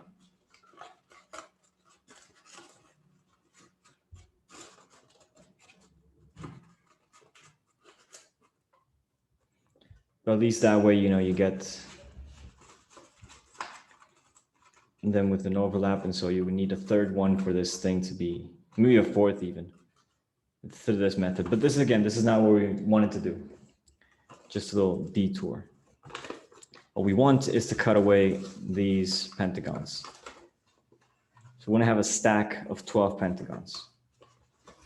We can either cut the way I was showing you using our nail, or you can use a ruler and just with an X-Acto knife, just go at it. Whichever one you want to do. I'm going to go with the nail.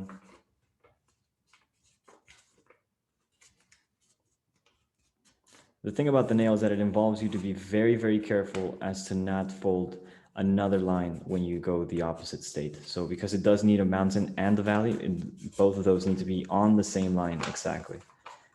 So sometimes, you know, if you're not that well experienced, if you're not that experienced with folding, it might not be the best way. You might get more exact results by using an X-Acto knife or just any other way. But if you are more experienced, then it's a great little exercise.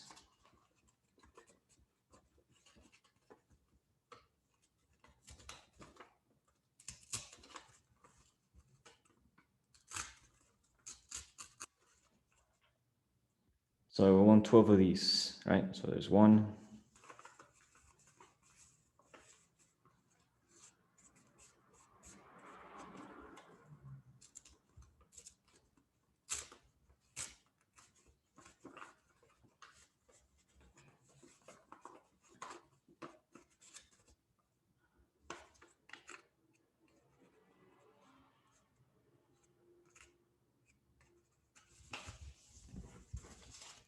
Actually, what would happen if I just cut through here?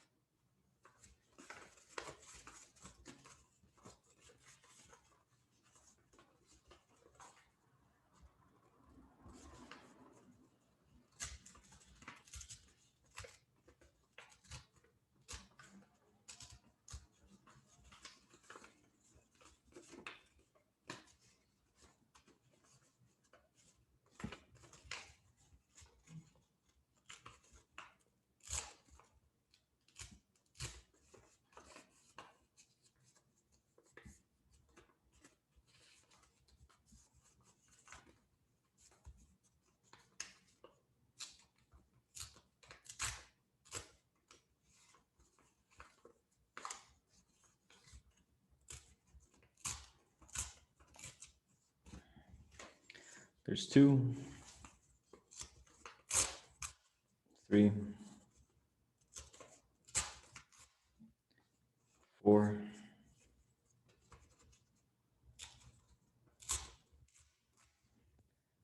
5,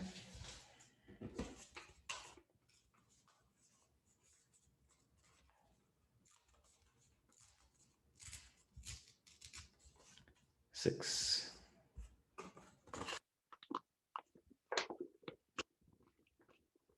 So I found that if you actually fold the pentagram like this, we already have this line.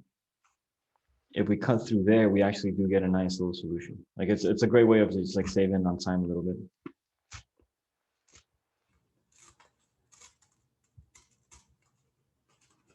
You don't want to go all the way across though.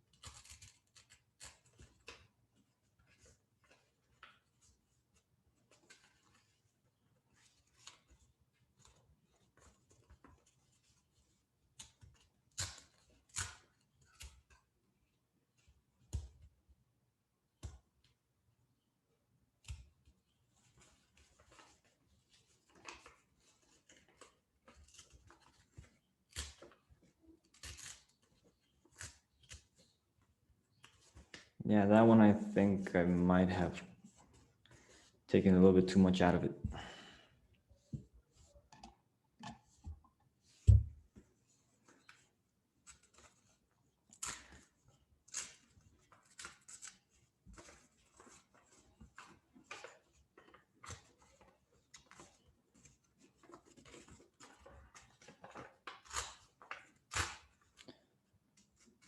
There's a message. Janaki, thank you for showing up. Thank you for the session. Hope you enjoyed it. Glad you enjoyed it. Hope to see you in the next one.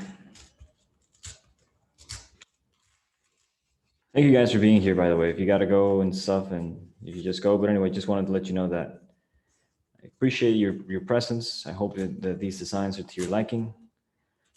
And welcome to the world of folding.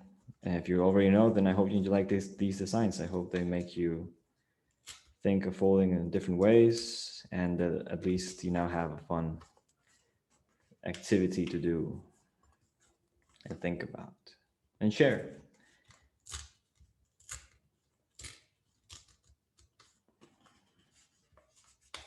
I was hoping to get to see how to do the module before I have to go, but I gotta go too. Yeah, okay. Okay, I'll show you real quick one that's already done so you can try it. Okay. And we just take it apart. Okay, I'll do one real quick for you. Okay. So you take a pentagon and you fold a pentagram on them. And all you have to do is, well, let me just fold this one first. And what I'm gonna inscribe, what I'm gonna draw into this, what I'm gonna draw it is what lines I'm going to cut, okay? Can you bring your camera closer to your Sure. table? Let me see if I can actually bring it closer here.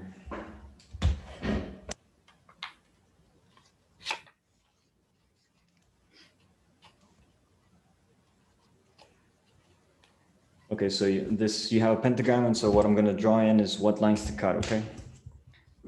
You cut there, cut these. That's where it intersects with the star, and then you cut one way, cut there.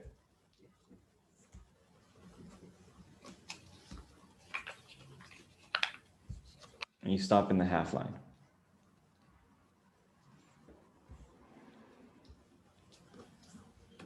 So these are the cut lines.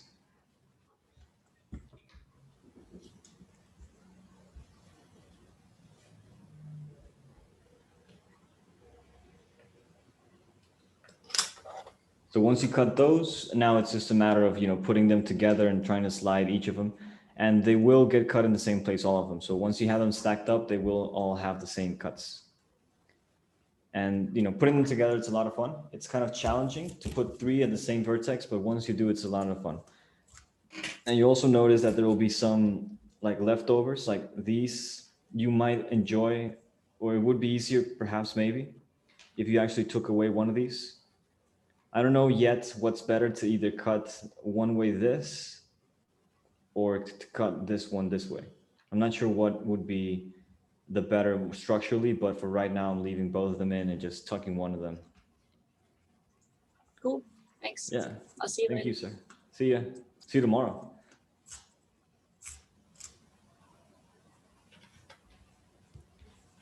Okay, so I have 1, 2, 3, 4, 5, 6, 7, 8, 9, 10, 11, and 12.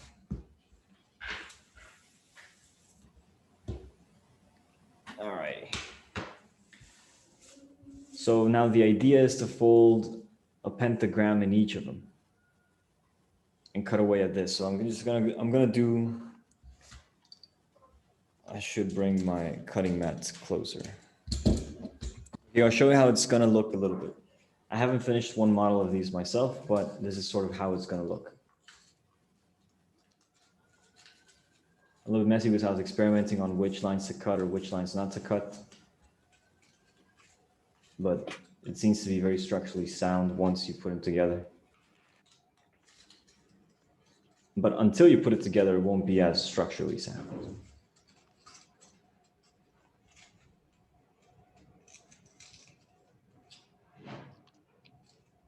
Yeah.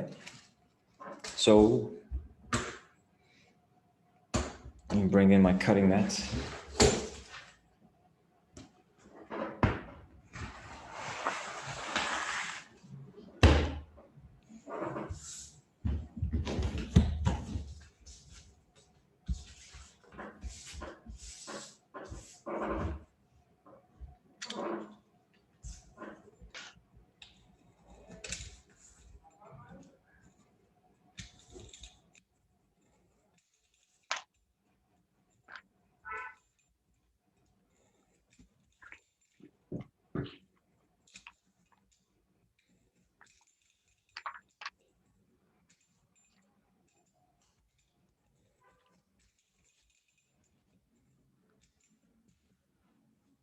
So this is the shape we're looking for.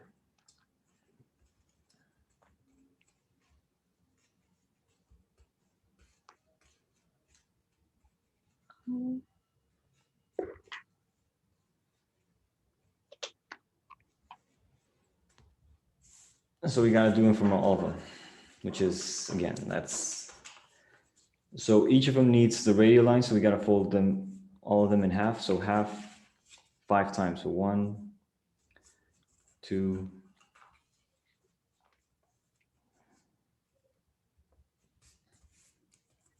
3, 4, and 5. And then, oh, yeah, 5. And then the pentagram, which you already should have 2 lines in. And some of them will have 2 lines, some of them will have none. I think some of them will have just, yeah, either 2 or 1 because of the folds we put into it.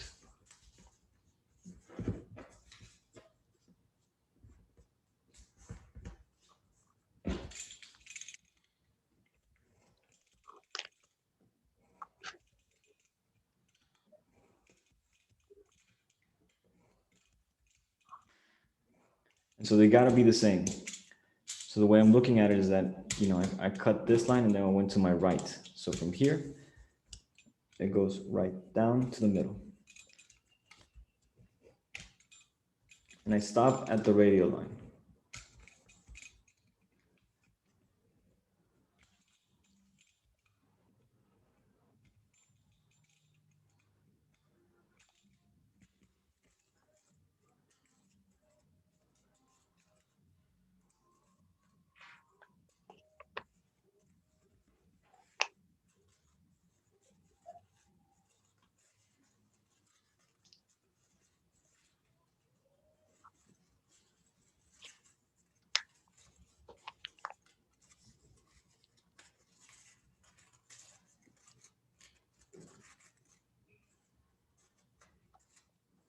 And then these slide into each other.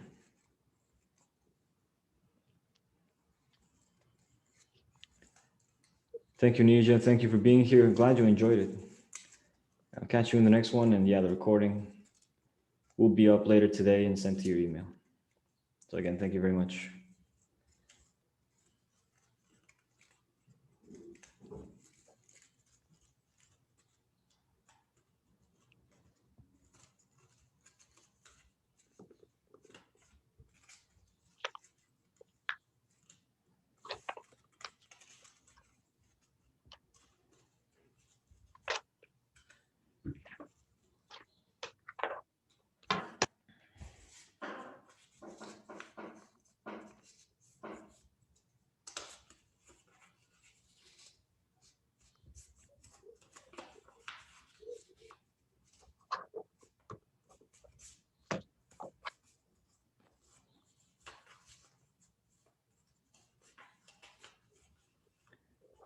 See you too. Thank you for being here. Hope you enjoyed it. And yeah, give it another try. Let me see. Let me know how it goes.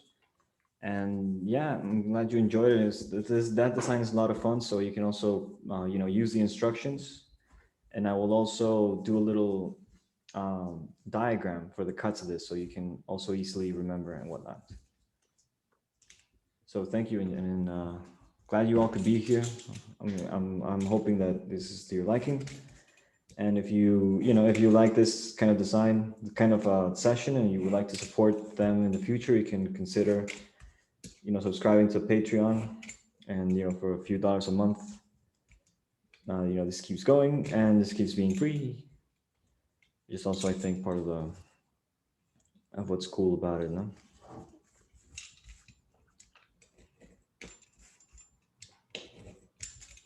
Those that can help those that can't, and that way we all win.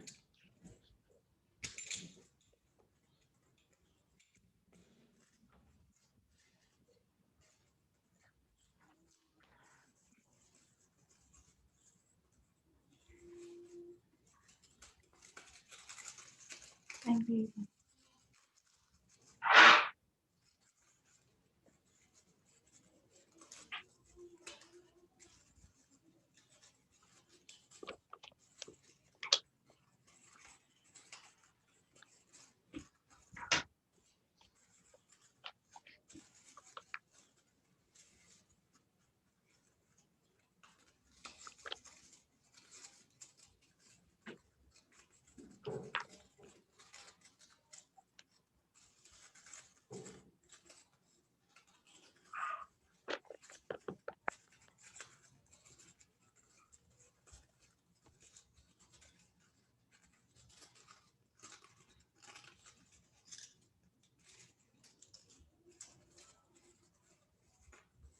Now, putting these together might be more challenging than you would expect. Especially when you put, so what I like to do is I like to put 3 at a time together, like 3 out around the vertex.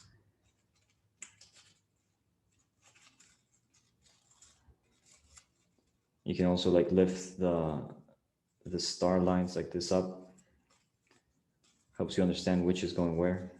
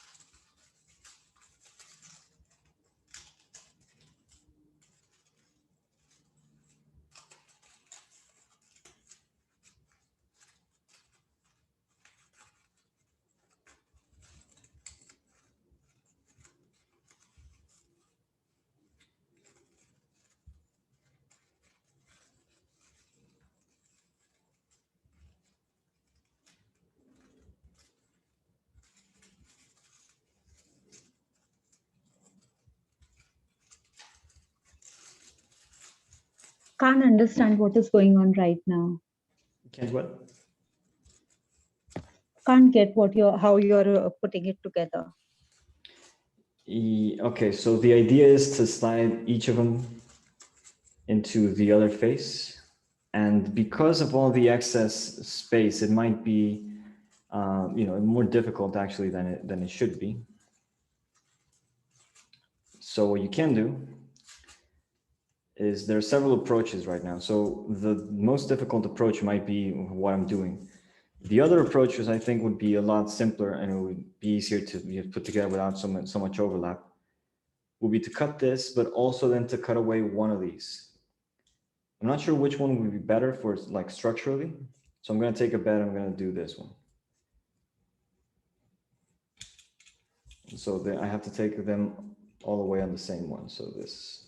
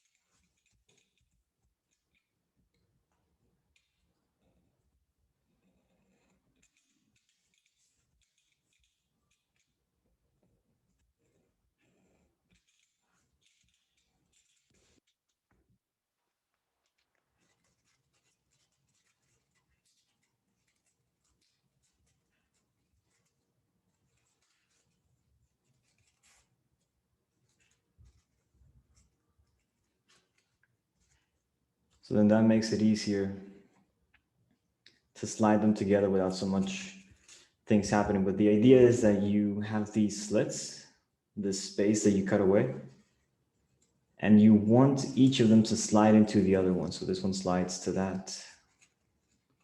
And so then these are together. So it does help, at least to see what's happening if we also take away one of these. And then of course they can just reside next to each other underneath. And then here we might benefit from using some kind of sticky thing just to put these together. And we want them to be the same all around. So for instance, I might have this one be there. So we're taking away this one.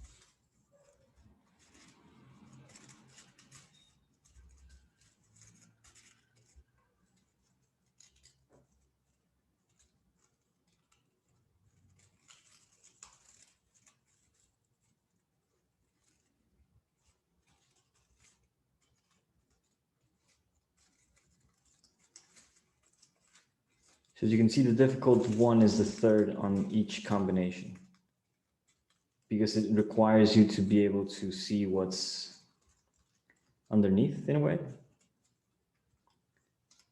I don't know if that makes sense, but you should be able to see it.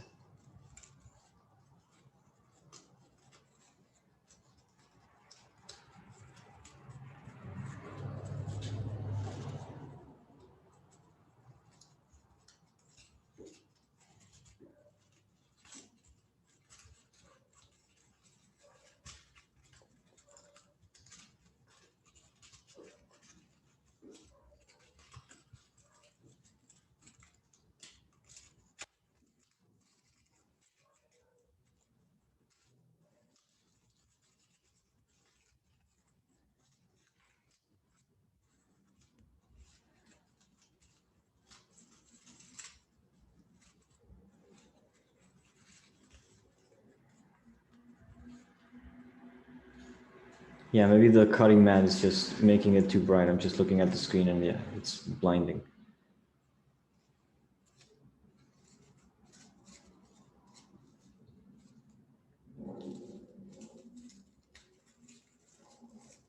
So if you are going to use tape, it is also recommended that, or not tape, but just glue or anything to hold it together. It's recommended that you don't glue it until all the pieces are slid into onto the figure. But also another way of looking at it is there's going to be a central dodecahedron happening.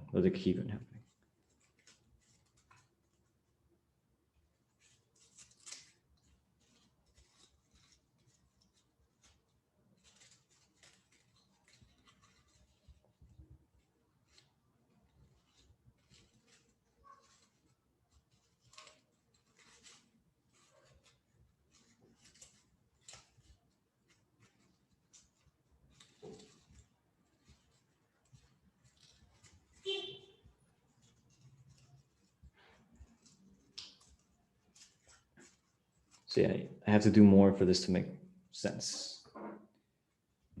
Let's see.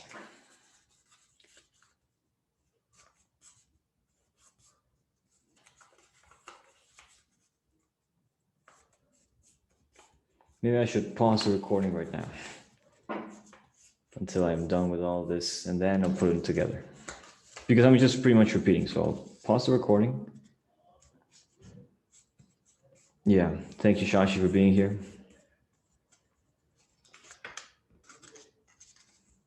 This went a lot longer than I expected it to. Bye, thanks.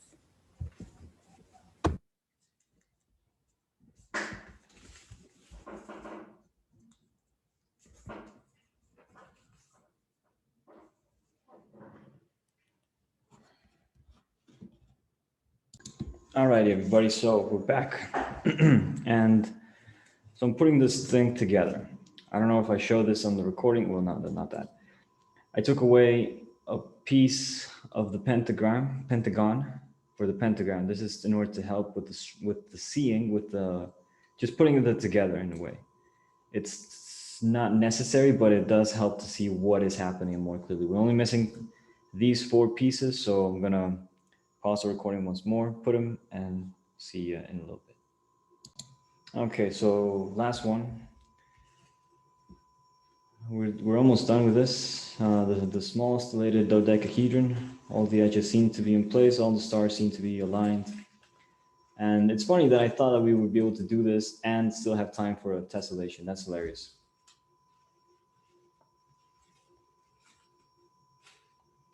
So let me just find, so there it is. That's the hole that this is going to go in. This is going to fit in there. So I put the first one in. Slide it into place.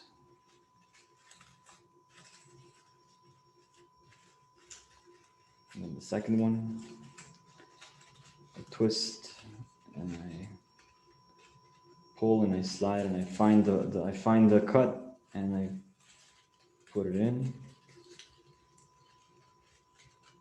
Same deal. Here we go.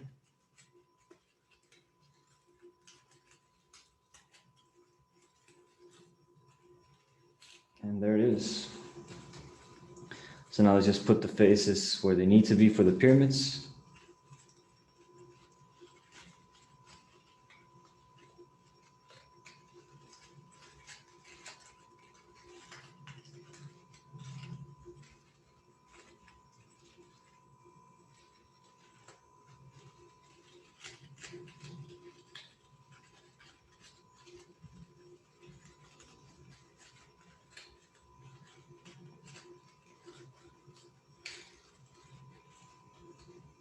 You know, it's not so bad with the structure it has. It's not trying to get away too much. It is not ideal, I think.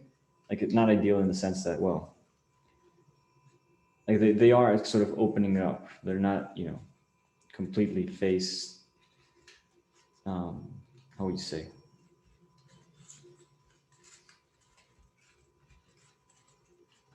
Yeah, they're trying to open up. That's not, you know, bad in itself, but it is something that will sort of show the kind of work we did. And we want to hide our work. We want to be subtle. So this is also why I'm trying to tuck all these in. So here a little glue or some glue stick or something might come in handy.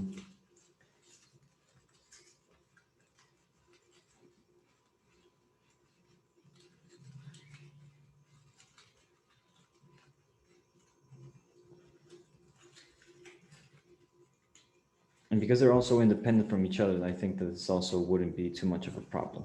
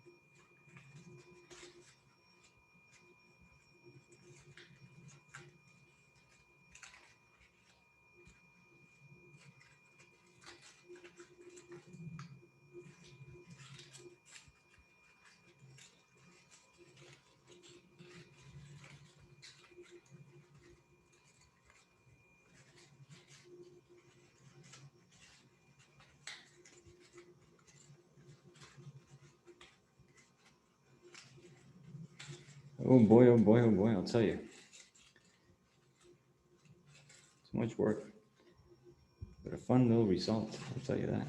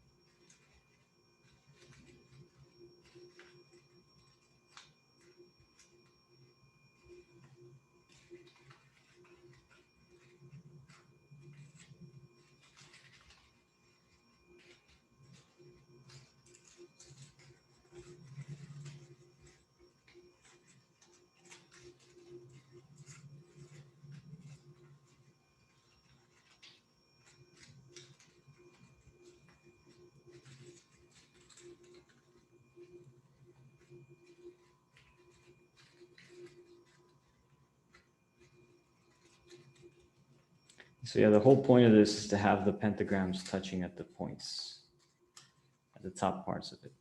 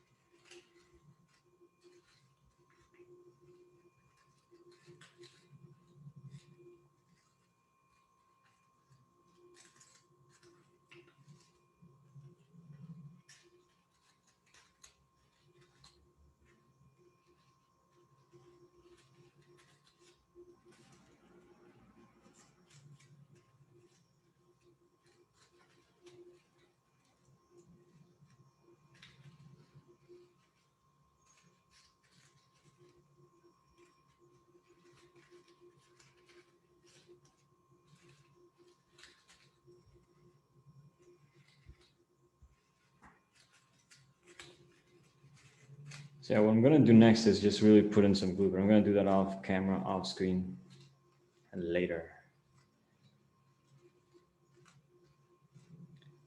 But yeah, I think the idea is there.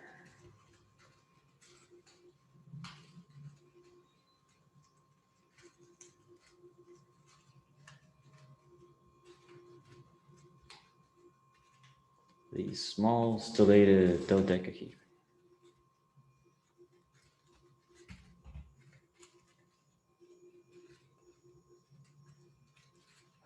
A little flimsy there on the way that these connect, but there it is.